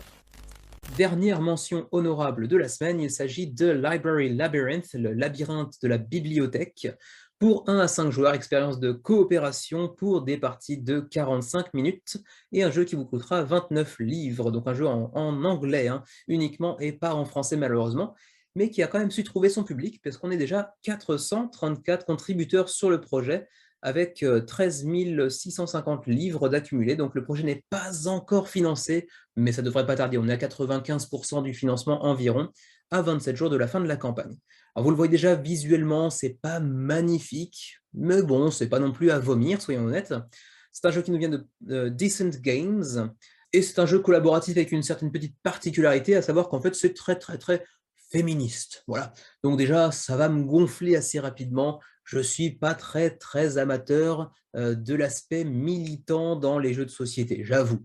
Après, si on est un petit peu plus sensible à ce genre de thématique et que ça ne nous dérange pas, eh bien, ça peut être assez intéressant, ma foi, puisque c'est un jeu en fait dans lequel vous allez essayer de sauver la bibliothèque dans laquelle vous travaillez et dans laquelle rôdent des monstres un petit peu bizarres de la pop culture, mais également des trucs un petit peu plus mystiques, un petit peu plus antiques, puisqu'on pourra faire face notamment à un kraken, par exemple, mais également aux magiciens d'Oz, aux grands méchants loups, aux minotaures, bref, que des mâles en fait, hein, que des personnages masculins parmi les méchants. Et pour vous aider, puisque vous êtes quelqu'un de très lambda qui travaille dans une bibliothèque, eh bien vous pourrez faire appel aux livres qui vous entourent, bien évidemment, et livres dans lesquels se trouvent uniquement des personnages féminins qui vont venir en aide aux personnages autour de la table, bien évidemment. Parmi ces personnages féminins, vous pourrez entre autres trouver Athéna, Marie Curie, le petit chaperon rouge, ou encore Harriet Tubman, aucune idée de qui c'est, ou même Alice d'ailleurs au Pays des Merveilles, et ainsi de suite. Donc vous le voyez, c'est très mélangé, hein. C'est des personnages fiction, mais pas seulement, on a aussi des personnages historiques comme Marie Curie, des scientifiques, on a aussi des anciennes leaders peut-être, hein, allez savoir, peut-être Margaret Thatcher, allez savoir, hein, une idole, une égérie féministe peut-être, je ne sais pas. Et en fait, le jeu consiste en une sorte de petit dungeon crawler où vous aurez des tuiles que vous allez retourner et sur lesquelles se trouveront des monstres que vous devrez combattre avec une sorte de petit mécanisme de set collection, puisqu'en fait, les livres que vous trouverez dans ce labyrinthe de la bibliothèque, eh bien, ce seront des livres dans lesquels vous trouverez les personnages mentionnés plus tôt, comme par exemple ici Nzinga, Mary Seacole, Joe March, et chacune de ces personnages, chacune de ces femmes disposera de différents logos que vous voyez ici, par exemple ici le Leadership, le Logic, le Keensight, et en fait c'est en combinant ces différents personnages que vous pourrez réussir à réunir tous les petits symboles nécessaires pour aller vaincre les monstres. Et une fois que vous aurez un certain nombre de monstres vaincus, eh bien vous l'aurez emporté. Voilà, c'est à peu près tout. Donc rien de très particulier en termes de gameplay, ça ne révolutionnera pas le genre, mais en même temps, c'est pas très cher, et j'ai l'impression que c'est pas forcément le but premier du jeu. Donc 29 livres pour le jeu, 12 livres pour un sac. Bon, c'est des goodies, hein. 5 livres pour une carte postale, c'est assez cher pour une carte postale, mais bon. Et puis c'est à peu près tout, ma foi. Pour les frais de port, il me semble qu'on était sur du 10 livres environ, je crois. 6 à 8 pour le Royaume-Uni, 10 à 20 pour le reste du monde, c'est en fonction du pays, j'imagine, dans lequel vous habitez. Et évidemment, l'équipe est exclusivement féminine, parce que bon, voilà. Et c'est à peu près tout pour Library Labyrinth, 435 contributeurs quand même, à 27 jours de la fin de la campagne. Si vous êtes adepte de la cause féministe, pourquoi pas, sinon ça n'amène pas grand-chose de nouveau dans ce genre de jeu. Voilà pour Library Labyrinth, et voilà également tout pour les mentions honorables de la semaine. Il nous restera donc 5 gros projets à traiter, et sans plus tarder, on va les découvrir tout de suite. Premier gros projet de la semaine, Western Legends, qui nous revient avec une big box. Et là encore, je dis revient parce que vous ne connaissez certainement d'ailleurs, hein, Western Legends, ce n'est pas un nouveau jeu, c'est un jeu qui a déjà fait ses preuves, qui est d'ailleurs dans les 250, 300 premiers, je crois, jeux sur BGG. Donc c'est un jeu qui a fait ses preuves depuis longtemps déjà, qui est très populaire, qui a su vraiment conquérir un large public dans plusieurs langues, même si à l'origine c'est un jeu français, contrairement à ce que le titre peut laisser indiquer, parce qu'on est vraiment dans le Far West de la fin du 19e, début 20e siècle. C'est un jeu français de Hervé Lemaître, qui pour l'instant n'a fait que ça, mais en même temps il en a fait beaucoup. Il a fait le jeu de base plus différentes extensions. Et en fait, ce jeu ici, en fait, il nous revient sous un format big box. Il n'y a rien de nouveau, en fait, véritablement en termes de gameplay. C'est juste une énorme boîte pour aller contenir l'ensemble de ce qui a été fait jusqu'à présent pour Western Legends, y compris un joli insert en bois qui est susceptible de contenir à peu près tout ce qui a été fait jusqu'à maintenant. Alors bien sûr, vous aurez un pledge de base qui inclut seulement la boîte et l'insert en bois pour 60 $. Et sinon, vous avez aussi un pledge un peu plus conséquent avec l'ensemble de ce qui a été fait jusqu'à maintenant pour le jeu. Donc Just the Box pour 60 $ avec l'insert plus la boîte, l'énorme boîte qui contient tout, ainsi que quand même, histoire de dire qu'on fait une campagne avec un petit peu de nouveauté. Il y a quelques cartes qui sont propres à la campagne et qui seront donc un petit ajout complémentaire qui n'était pas présent jusqu'à maintenant dans le jeu. mais vous avez également un New Intern, un pledge New Intern, 270 $. En même temps, on vous dit qu'en MSRP, donc le prix en magasin, une fois qu'il arrivera en magasin, sera de 385 $. Donc un prix vraiment conséquent et une ristourne qui l'est tout autant, puisque vous avez économisé plus de 100 $ sur le papier après. Et là, vous aurez donc l'essentiel, donc c'est-à-dire l'insert en bois qu'on a vu tout à l'heure, ainsi que le jeu de base que vous voyez ici, et toutes les extensions sorties à ce jour, plus le petit deck de cartes que vous avez vu tout à l'heure, qui vient accompagner la sortie de cette campagne exclusivement. Alors, vous pourrez aussi prendre les cartes uniquement pour 7 $, mais bon, soutenir une campagne de cette envergure juste pour une dizaine de cartes, c'est pas forcément très rentable. Donc évidemment, si vous ne connaissez pas le jeu, on ne va pas trop se pencher sur son sujet, parce que bon, si vous ne le connaissez pas, vous avez un petit peu dormi sous une pierre, dans une caverne pendant plusieurs années, parce que c'est quand même un jeu qui est très connu désormais, qui a déjà une version française qui plus est. Mais sachez quand même que c'est en gros un jeu en sandbox, donc un jeu en bac à sable, où vous allez incarner différents personnages du Far West, des personnages historiques, mais avec lesquels vous pourrez faire absolument ce que vous voulez. C'est complètement libre, c'est un monde ouvert, on pourrait dire, si on fait une sorte de parallèle avec les jeux vidéo, en gros, dans lequel vous évoluez comme bon vous semble. C'est-à-dire que vous pouvez prendre un personnage qui était à l'origine, historiquement, un bandit, mais en faire un fermier tout ce qu'il y a de plus classique, en lui permettant d'aller jouer un petit peu au poker dans le saloon, mais également d'aller miner, en fait, une sorte de mine pour aller trouver de l'or, par exemple. Bref, vous n'avez pas forcément besoin de suivre le même parcours que lui a pu suivre dans sa vie, par exemple. Ensuite, vous pouvez ajouter des add-ons par rapport aux joueurs qui ont déjà en fait une partie du jeu, que ce soit le jeu de base ou le jeu de base plus quelques extensions. Vous pouvez aller compléter votre collection pour 75, 45, 35, 15, 30, voilà, en fonction, c'est un petit peu à la carte, en fonction de ce que vous avez déjà.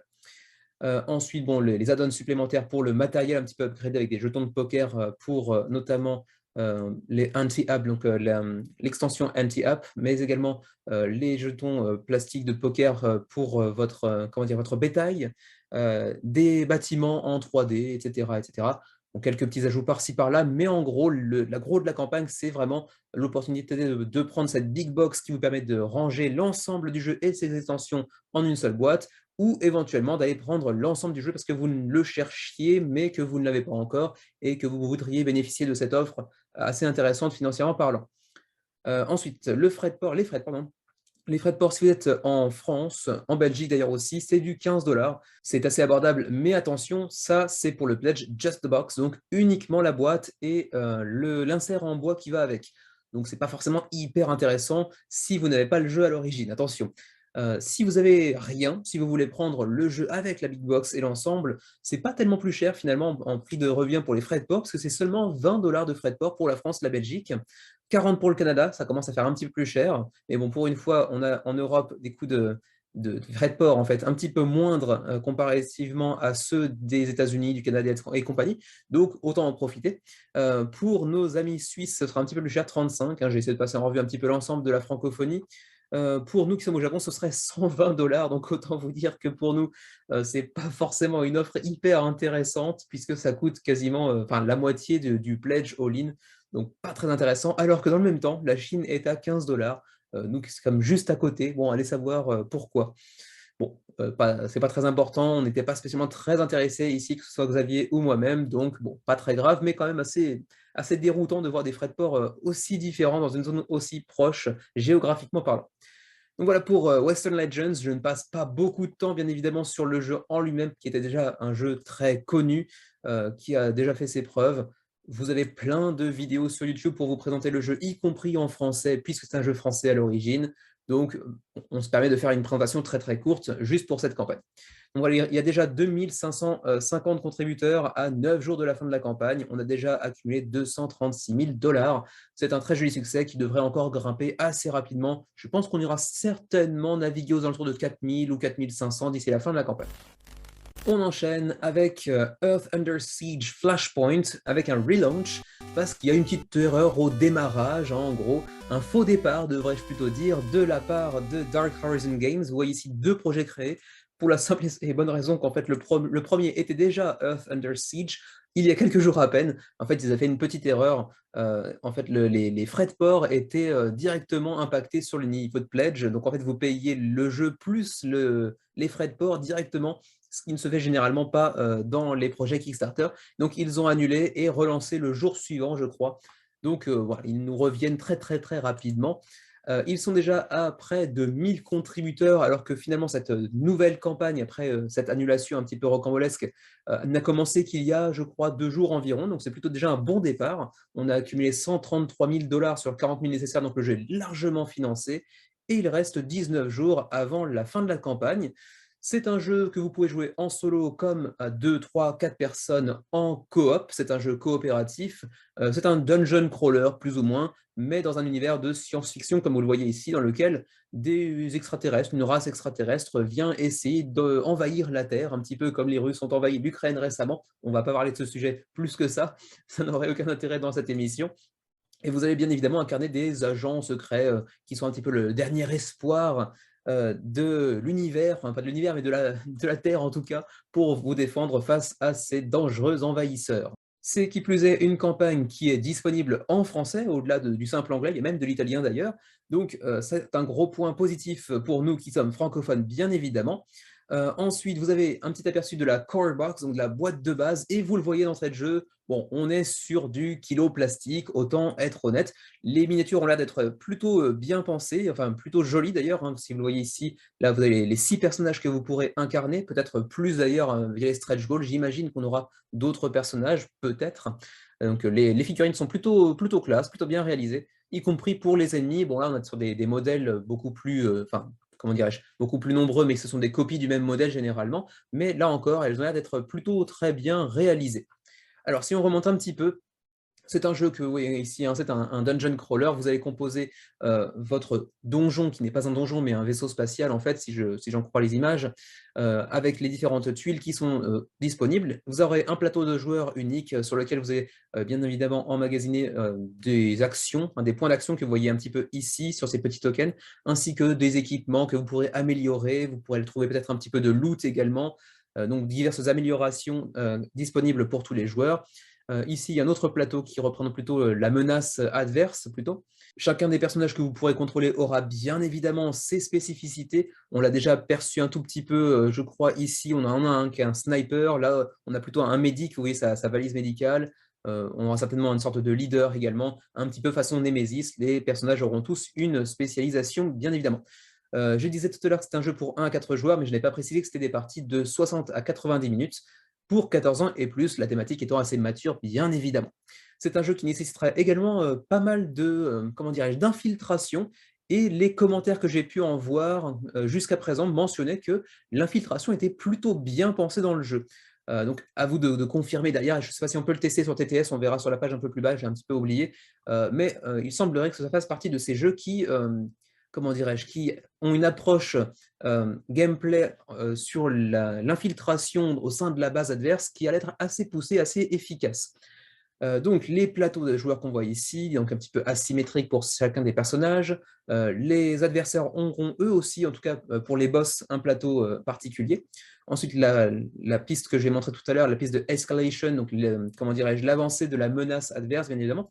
Tout un tas de cartes hein, dans tous les sens, bien évidemment, de l'équipement, des armes, des cartes de spawn, donc pour aller faire apparaître les ennemis dans telle ou telle zone, des cartes de Special Ops qui viendront aller changer le cours de la partie en fonction de votre timing, vous allez les placer pour essayer d'aller sauver votre peau ou celle de vos amis, bien entendu, autour de la table.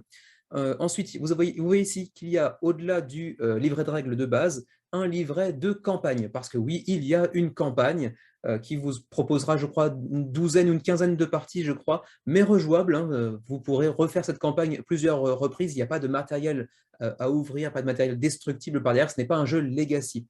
Ensuite, des dés, tout un tas de tokens, parce que là, vous en avez plusieurs, mais en fait, chaque token a plusieurs unités. Hein. Par exemple, 24 tokens d'action, 24 tokens d'upgrade d'action, et ainsi de suite. Donc, tout un tas de tokens dans tous les sens.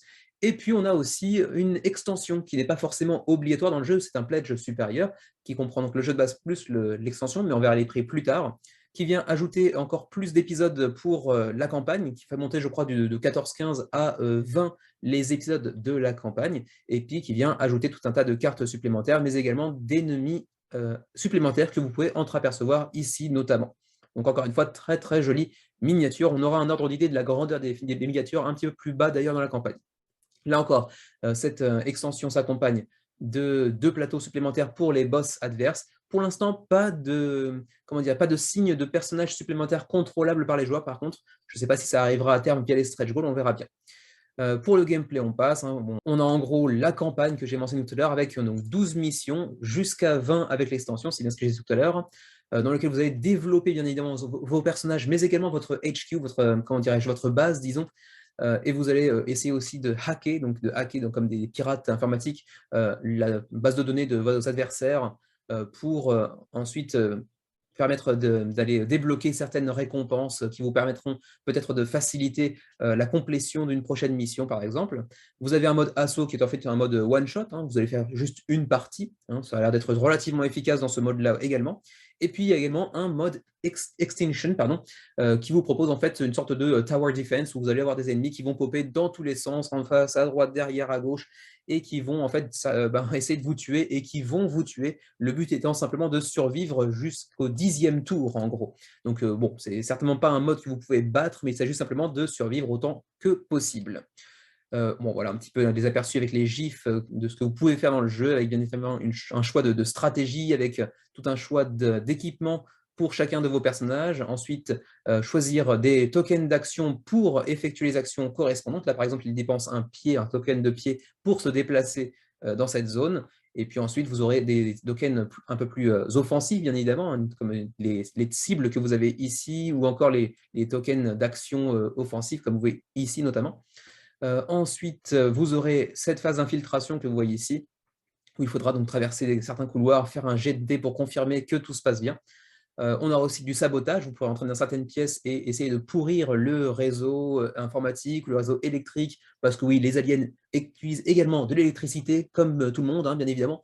On aura ensuite des phases de combat, bien évidemment. Et puis, on aura évidemment, via comment dirais-je, l'assassinat de certains ennemis au bord du vaisseau, des jetons de valeur, donc comment dirais-je, de prestige, de valeur au combat, qui vous permettront d'aller upgrader certains de vos personnages, notamment, j'imagine, dans le mode campagne. Les cartes de tactique qui viendront éventuellement changer le cours du jeu si elles sont bien utilisées au bon moment. Ensuite, le detection, ça c'est intéressant aussi, assez intéressant comme facette du jeu. Au-delà de la simple stratégie d'infiltration, il y aura aussi un aspect de IA qui va détecter au fur et à mesure qu'il se passe quelque chose dans le vaisseau, votre présence en son sein, et qui va ensuite essayer de vous courser. Plus vous allez, par exemple, tuer des adversaires ou entrer dans leur réseau informatique ou pourrir leur réseau électrique, eh bien, ils vont repérer progressivement qu'il se passe quelque chose et progressivement vont avoir plus de facilité à vous repérer. Ça aussi, c'est assez intéressant. Le level up, c'est plutôt pour de la campagne, bien évidemment. Une campagne qui sera très orientée choix narratif, apparemment, puisque selon la mission que vous allez faire et selon son résultat et selon certains de vos choix, la prochaine mission sera bien évidemment impactée par la précédente et ainsi de suite. Ensuite, on vous dit ici que la replay value, donc la rejouabilité est assez forte, y compris dans le mode campagne que vous pourrez rejouer plusieurs fois, puisque les différents embranchements, bien évidemment, vous proposent différentes expériences selon les personnages que vous aurez choisis, selon comment dirais-je, la conclusion d'une telle mission par rapport à une autre, etc. Les embranchements seront différents. On atteint enfin les différents niveaux de pledge. Le premier est à 120 $. Et oui, j'aurais dû le dire dans le trait de jeu, mais ça coûte cher. Ça coûte cher. C'est un jeu qui coûte cher. 120 $ pour la boîte de base sans extension, plus tous les stretch goals qui viendront avec, bien évidemment. Ensuite, on a le Invasion Pledge qui vient ajouter à cela l'extension qu'on a vue tout à l'heure intitulée World Killer, donc 50 $ d'extension supplémentaire. Mais vous avez vu tout à l'heure qu'elle contenait également pas mal de figurines, des cartes supplémentaires, des ennemis supplémentaires, qui vient rajouter aussi 8 épisodes à la campagne. Donc je pense que ça les vaut quand même pas mal, si tant est que le jeu de base vale véritablement 120 $, ce qui n'est pas forcément. Enfin, il y a quand même beaucoup de miniatures, certes, mais ça me semble quand même un petit peu cher comme ticket d'entrée, compte tenu du style de jeu et du nombre de miniatures qui n'est pas non plus si énormissime, même si elles sont là très très bien réalisées. Mais là encore, n'étant pas un très très grand connaisseur en termes de miniatures, de qualité de miniature, de prix à l'unité, il est possible que ce soit un prix relativement normal.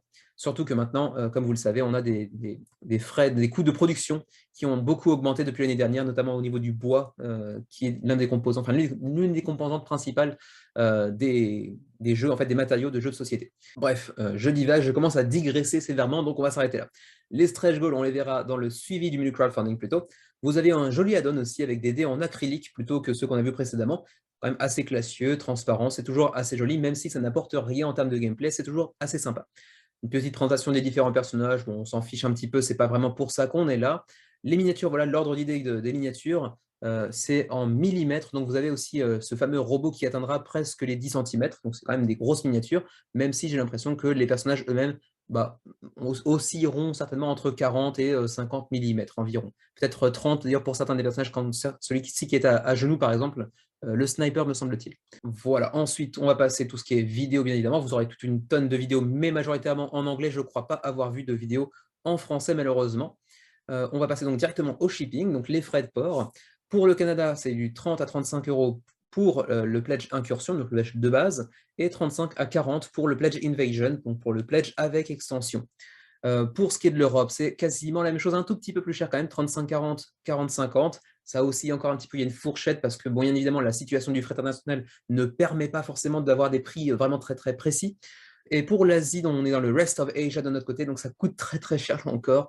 On prend une grosse start au niveau des frais de port, 55, 65, 78, 85. Ouais, c'est clairement pas une campagne pour nous. Bon, heureusement, c'est pas forcément le type de jeu que je chéris le plus. Les jeux de dungeon crawler, j'apprécie, mais c'est pas forcément les jeux vers lesquels je m'oriente quand je vais sur Kickstarter.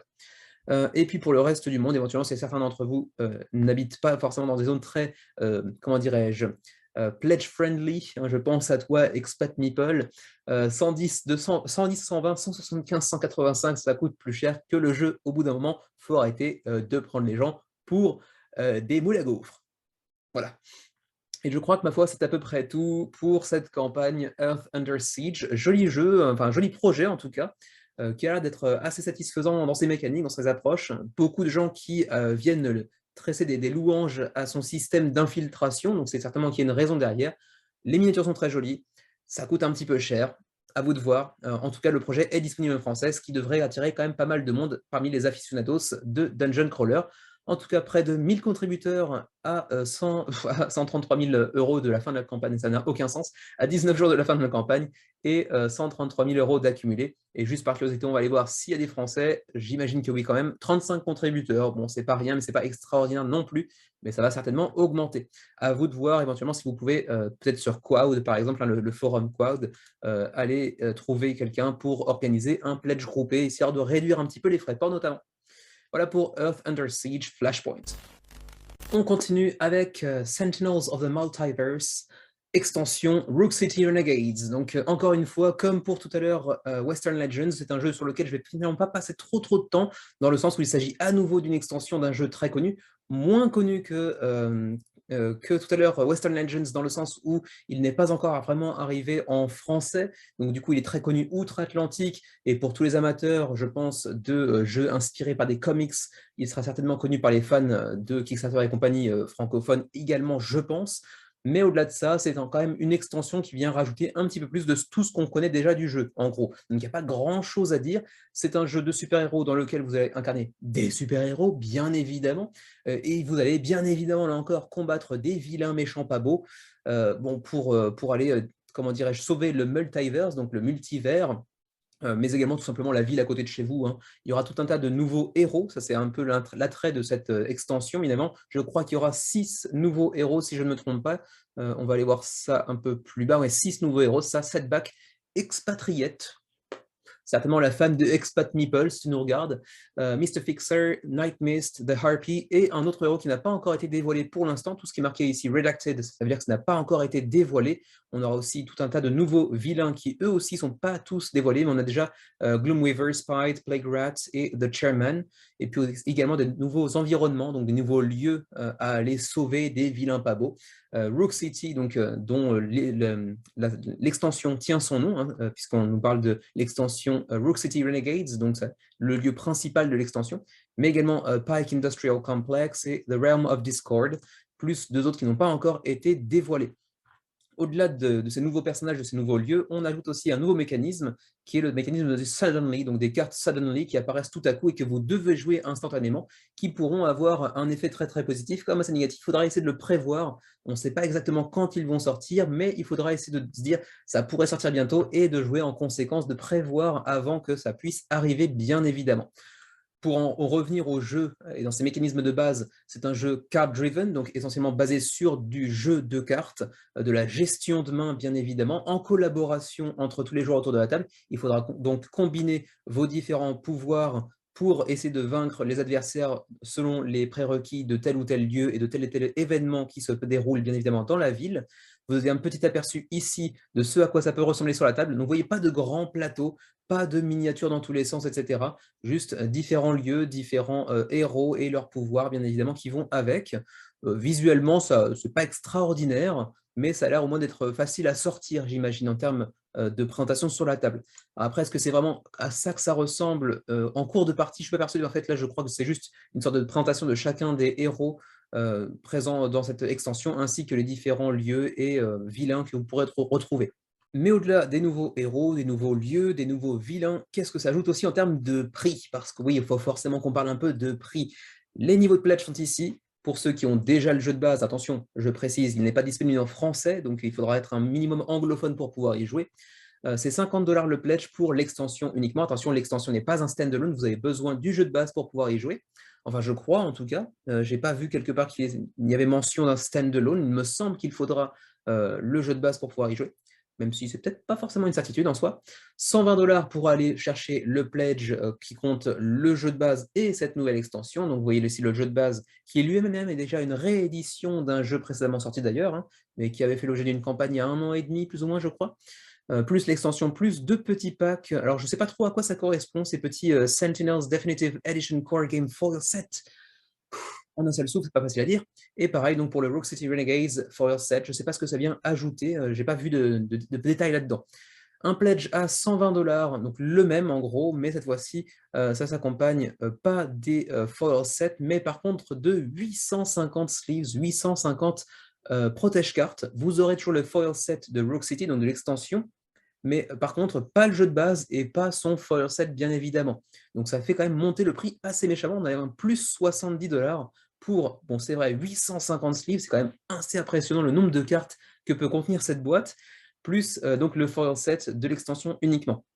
Ensuite, on a le pledge all-in, 265$, ça commence à faire très très cher, pour avoir le jeu de base, son extension et les 2 foil sets, ainsi que les 1750 protège cartes.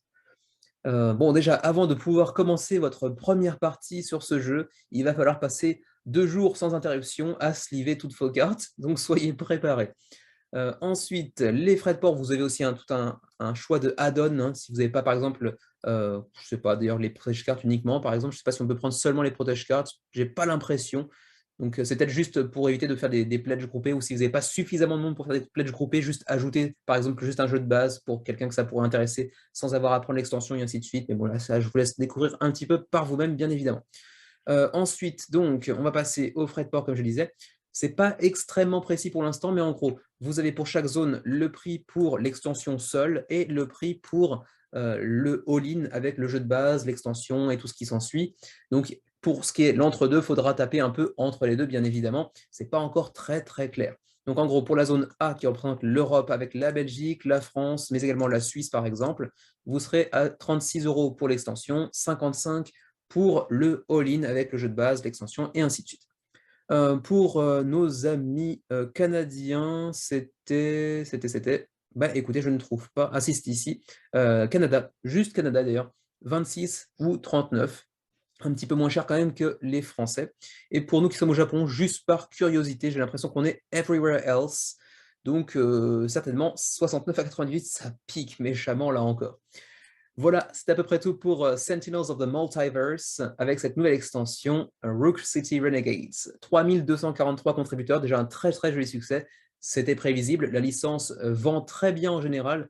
La précédente campagne de Greater Than Games avait déjà fait un très joli succès pour la réédition du jeu, qui est en fait le jeu de base ici présent. Projet créé, juste aller voir par curiosité combien ils avaient fait, mais c'était déjà un très très joli score. Hein. Ici, 6720 contributeurs. Donc, il y a de fortes chances qu'on atteigne un score assez similaire, je pense, d'ici la fin de la campagne. C'est également d'ailleurs l'éditeur de Spirit Island et ses extensions également. Donc, c'est loin d'être un éditeur inconnu. On repasse ici, et juste par curiosité communauté, on va aller voir les Français. Il y en a quand même 20 contributeurs en France. Et donc voilà, c'est à peu près tout pour Sentinels of the Multiverse, Rogue City Renegades, alors que mon accent anglais commence à partir en sucette. On continue avec Solar 175 ou Solar 175, j'imagine en anglais. Un jeu pour 1 à 5 joueurs Legacy, mais Legacy rejouable, qui a déjà attiré 880 contributeurs, 70 000 livres d'accumulés, donc le jeu est largement financé. Et il reste un peu plus de 3 semaines, un peu moins d'un mois, pour se pencher sur son sujet. Jeu Legacy, plutôt orienté euro, comme vous le voyez ici, hein, Eurogame, pour 1 à 5 joueurs, mais avec des parties relativement courtes. 60 minutes la partie, ça fait que c'est un jeu finalement assez facile à sortir, même si, attention, j'ai l'impression que, vu le matériel proposé, le temps d'installation et le temps de rangement sera peut-être un petit peu conséquent quand même. Alors, vous voyez ici la place que ça pourrait prendre sur une table, la présentation que ça pourrait avoir, la gueule que ça peut avoir sur une table, avec un plateau central qui n'est pas un plateau, mais en fait différentes tuiles à poser les unes à côté des autres pour former un, comment dirais-je, un système solaire, d'où le titre en partie, avec ensuite des plateaux individuels, avec un petit peu de placement d'ouvriers qui sont représentés par des petits disques, ainsi que, vous le voyez ici, un mécanisme de backbuilding qui ressemble un petit peu à celui de Orléans, si j'en crois la campagne, puisqu'ils font eux-mêmes un petit hommage durant la campagne envers Orléans, qui leur a servi d'inspiration, même si, comme vous pouvez l'imaginer en regardant un petit peu la campagne, thématiquement, ça n'a rien à voir, et en plus, c'est un jeu en Legacy, bien que Legacy rejouable. En termes de lore, en termes de background, d'histoire, on vous plonge en fait dans un univers un petit peu post-apo, mais pas post-apo sur la Terre, mais dans l'univers, 175 ans après une terrible guerre, et après laquelle l'humanité a laissé le pouvoir et le contrôle des ressources du système solaire à une organisation gouvernementale un petit peu mondiale, même presque universelle pourrait-on dire, qui s'appelle The United Federation of the Solar System, qui est apparemment un système très très vaste et très corrompu de gouvernance, qui a repris un petit peu le job une fois que tout était réduit en cendres, plus ou moins, et seuls les plus rudes et les plus durs en affaires pourront prospérer dans ce système qui est pourtant rempli de richesses, bien évidemment. Le jeu, on va voir un petit peu ce qu'il contient un peu plus en détail. Vous avez donc la grosse boîte, hein, 295 par 295 par 130, c'est une grosse boîte, avec un insert en plastique à triple épaisseur. Alors ça a l'air assez fonctionnel, par contre j'ai l'impression que c'est du plastique très mou, pas forcément de qualité au niveau des Game Trays par exemple. C'est peut-être un petit peu plus basique en termes de qualité, mais au moins ça a l'air fonctionnel, et peut-être que c'est juste l'apparence qui me fait penser ça, peut-être que c'est de la très bonne qualité, allez savoir. On a aussi le livret de règles Legacy.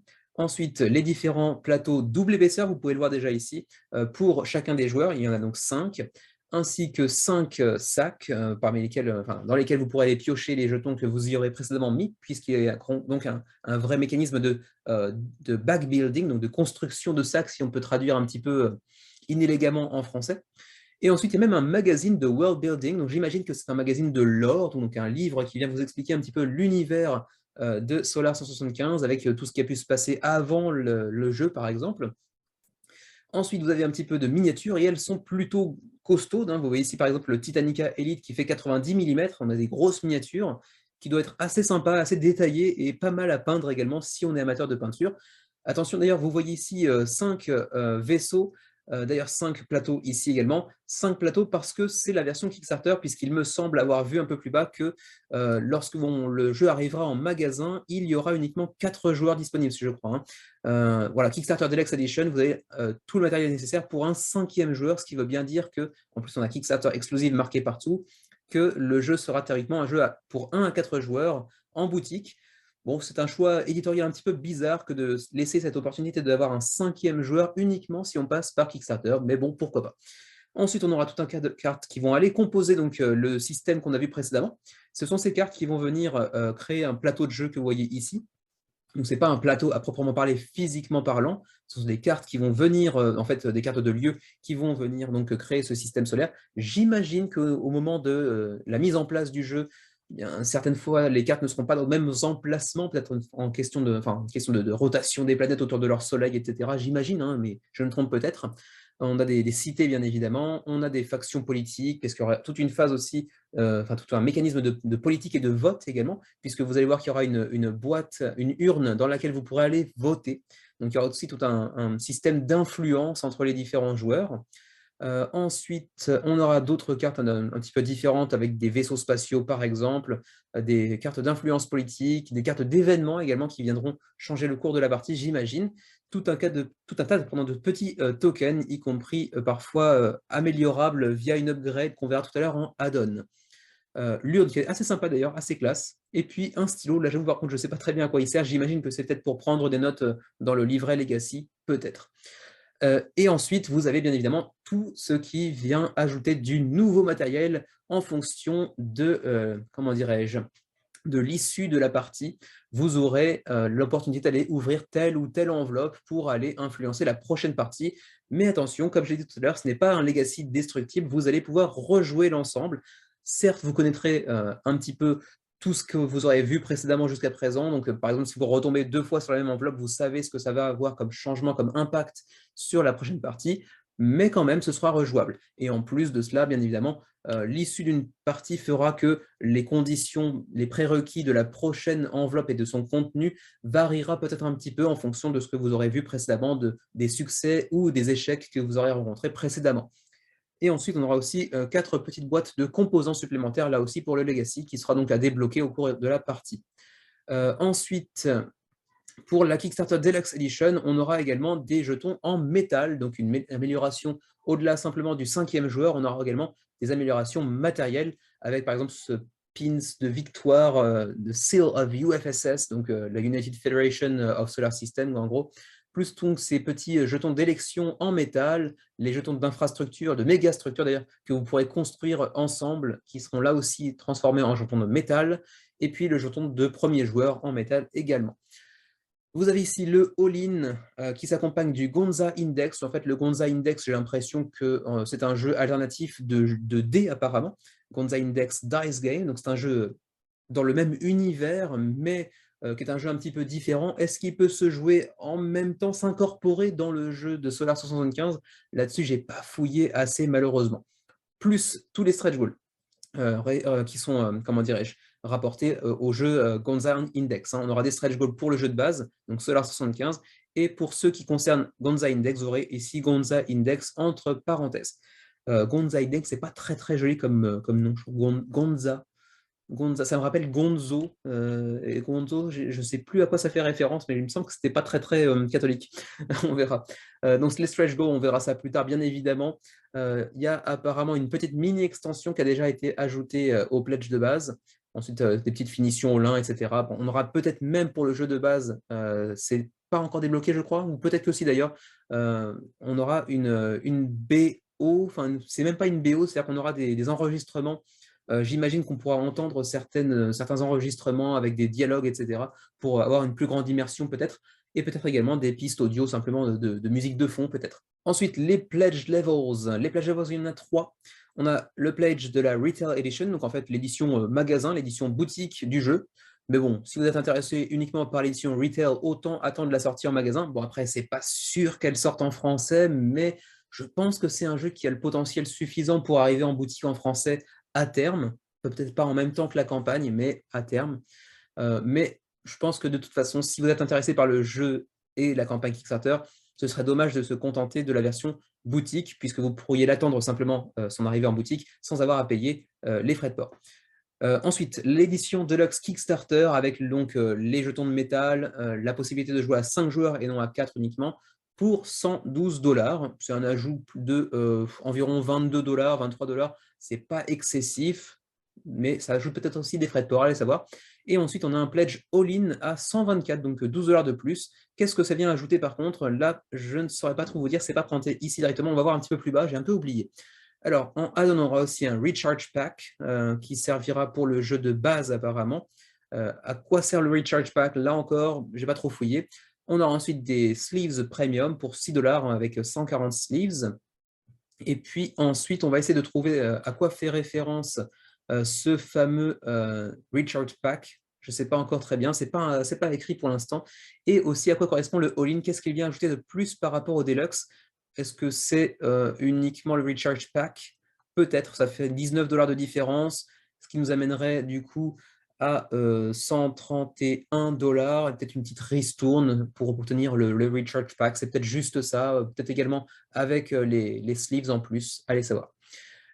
Ensuite, vous avez un petit peu un aperçu de la direction artistique qui est assez jolie, au-delà des plateaux individuels, des miniatures qui ont l'air assez bien réalisées également.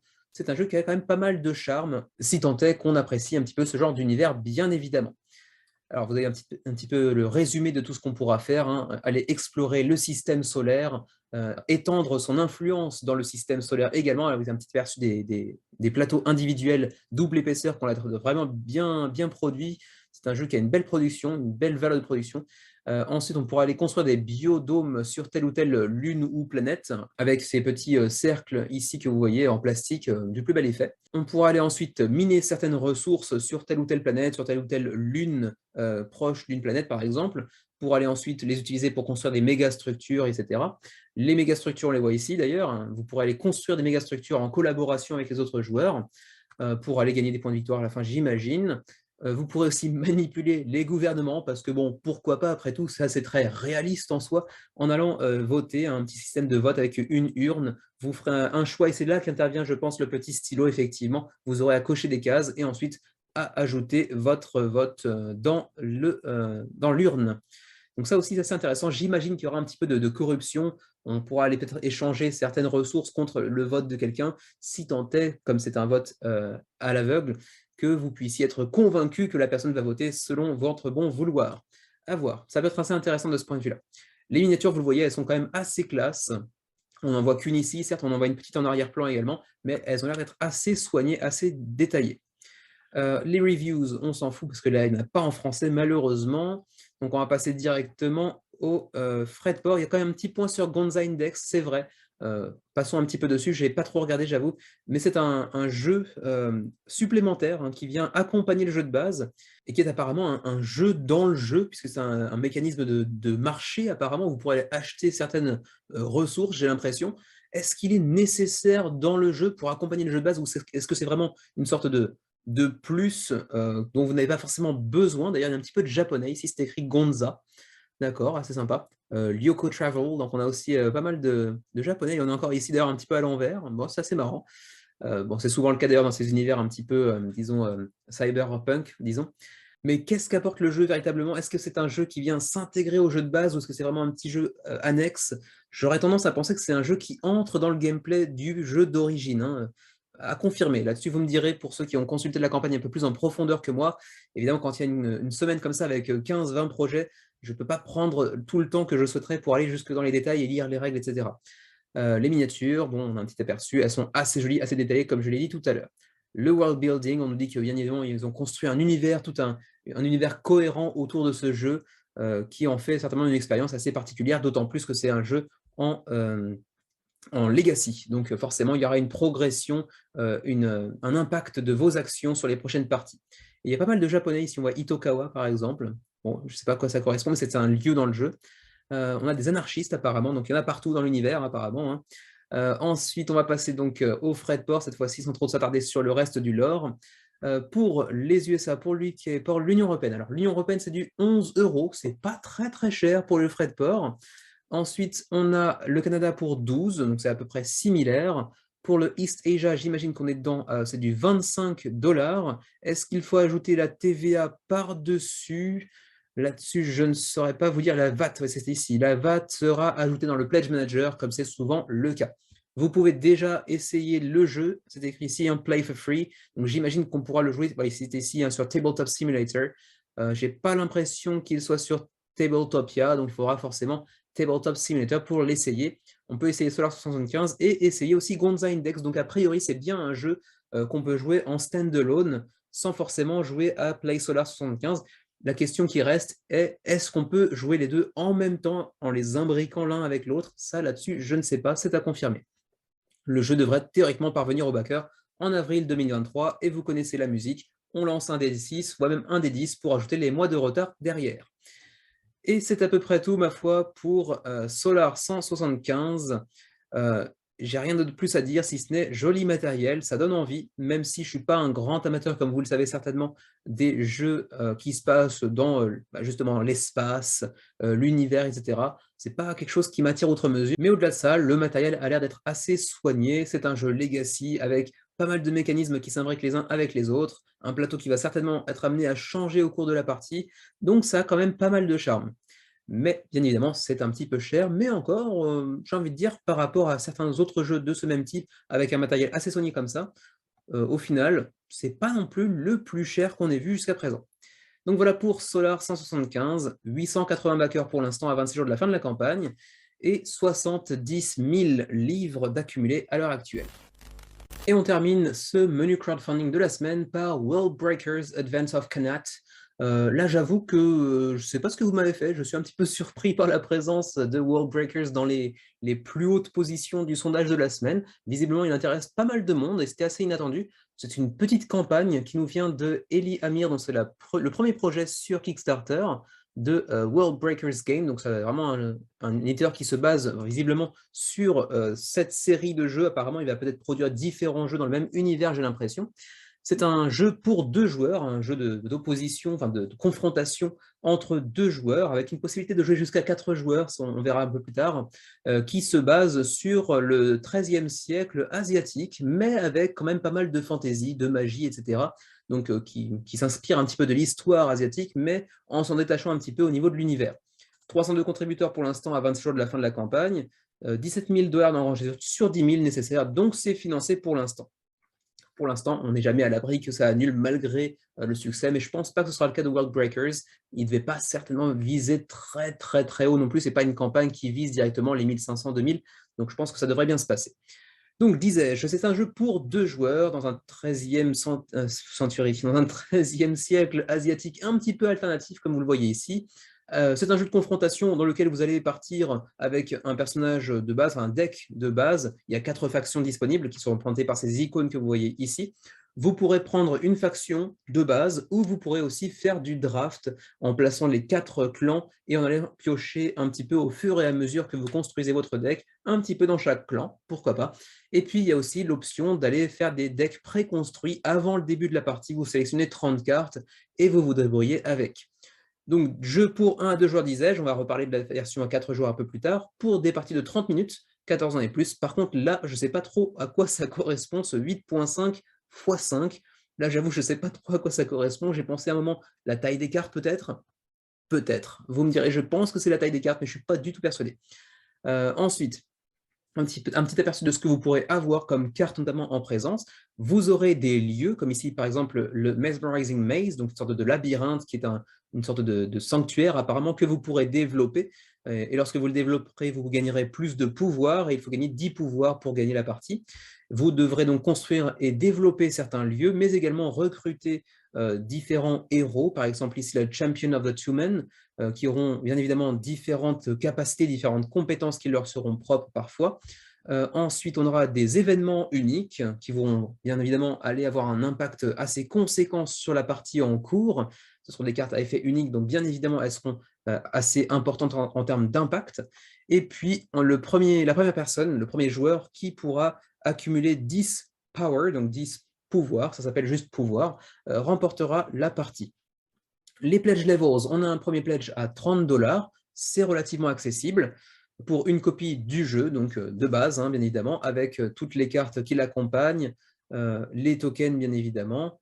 Ensuite, on a un pledge à 80 $, un petit peu plus conséquent, qui est un Deluxe All-In, donc au-delà de ce que vous avez précédemment, donc tout ça hein, pour 30 $, 50 $ de plus pour aller prendre 2 tapis de néoprène. Alors c'est vrai que la direction artistique est plutôt soignée, c'est plutôt joli. Après, on aime ou pas le style, je trouve ça plutôt joli.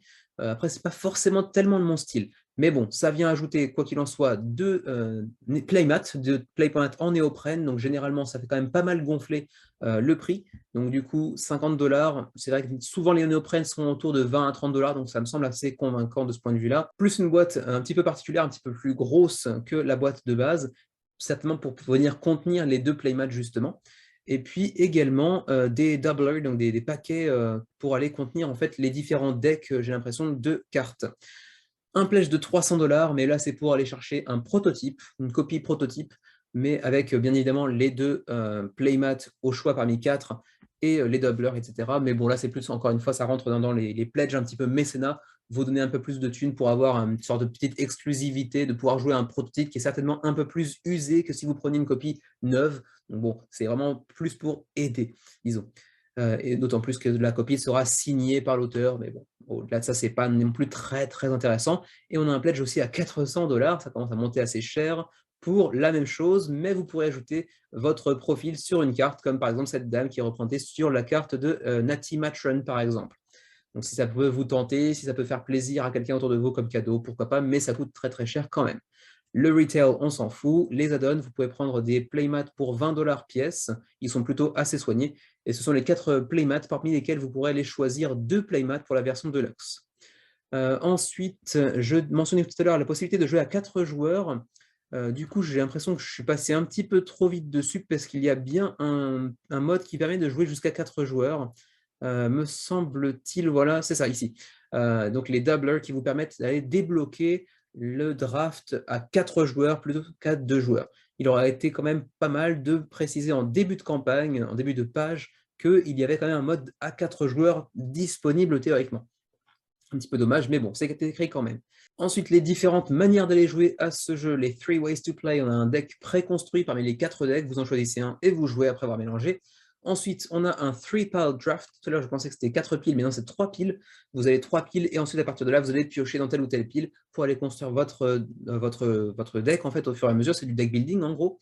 Et puis aussi constructed, donc au début de partie, vous allez choisir 30 cartes que vous mettez dans votre paquet, et vous partez avec ça.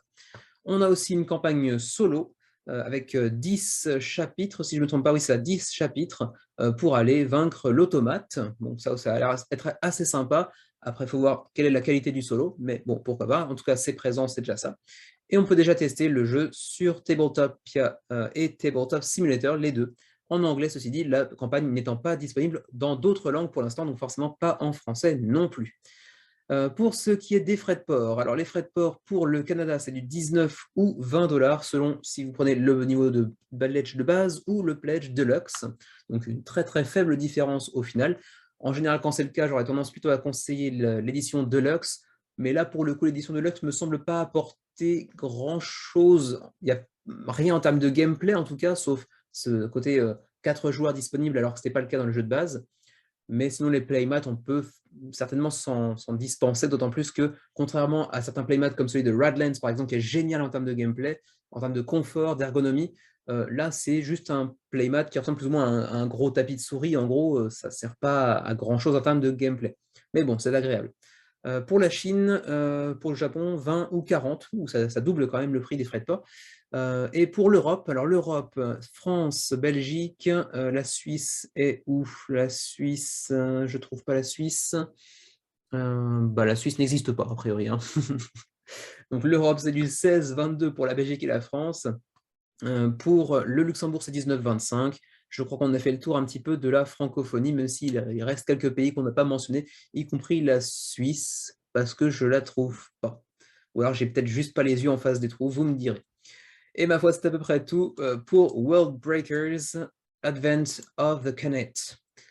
302 contributeurs pour l'instant, il reste plus de 3 semaines pour se pencher sur son sujet. Le projet est en tout cas financé avec 17 000 $ sur 10 000 nécessaires.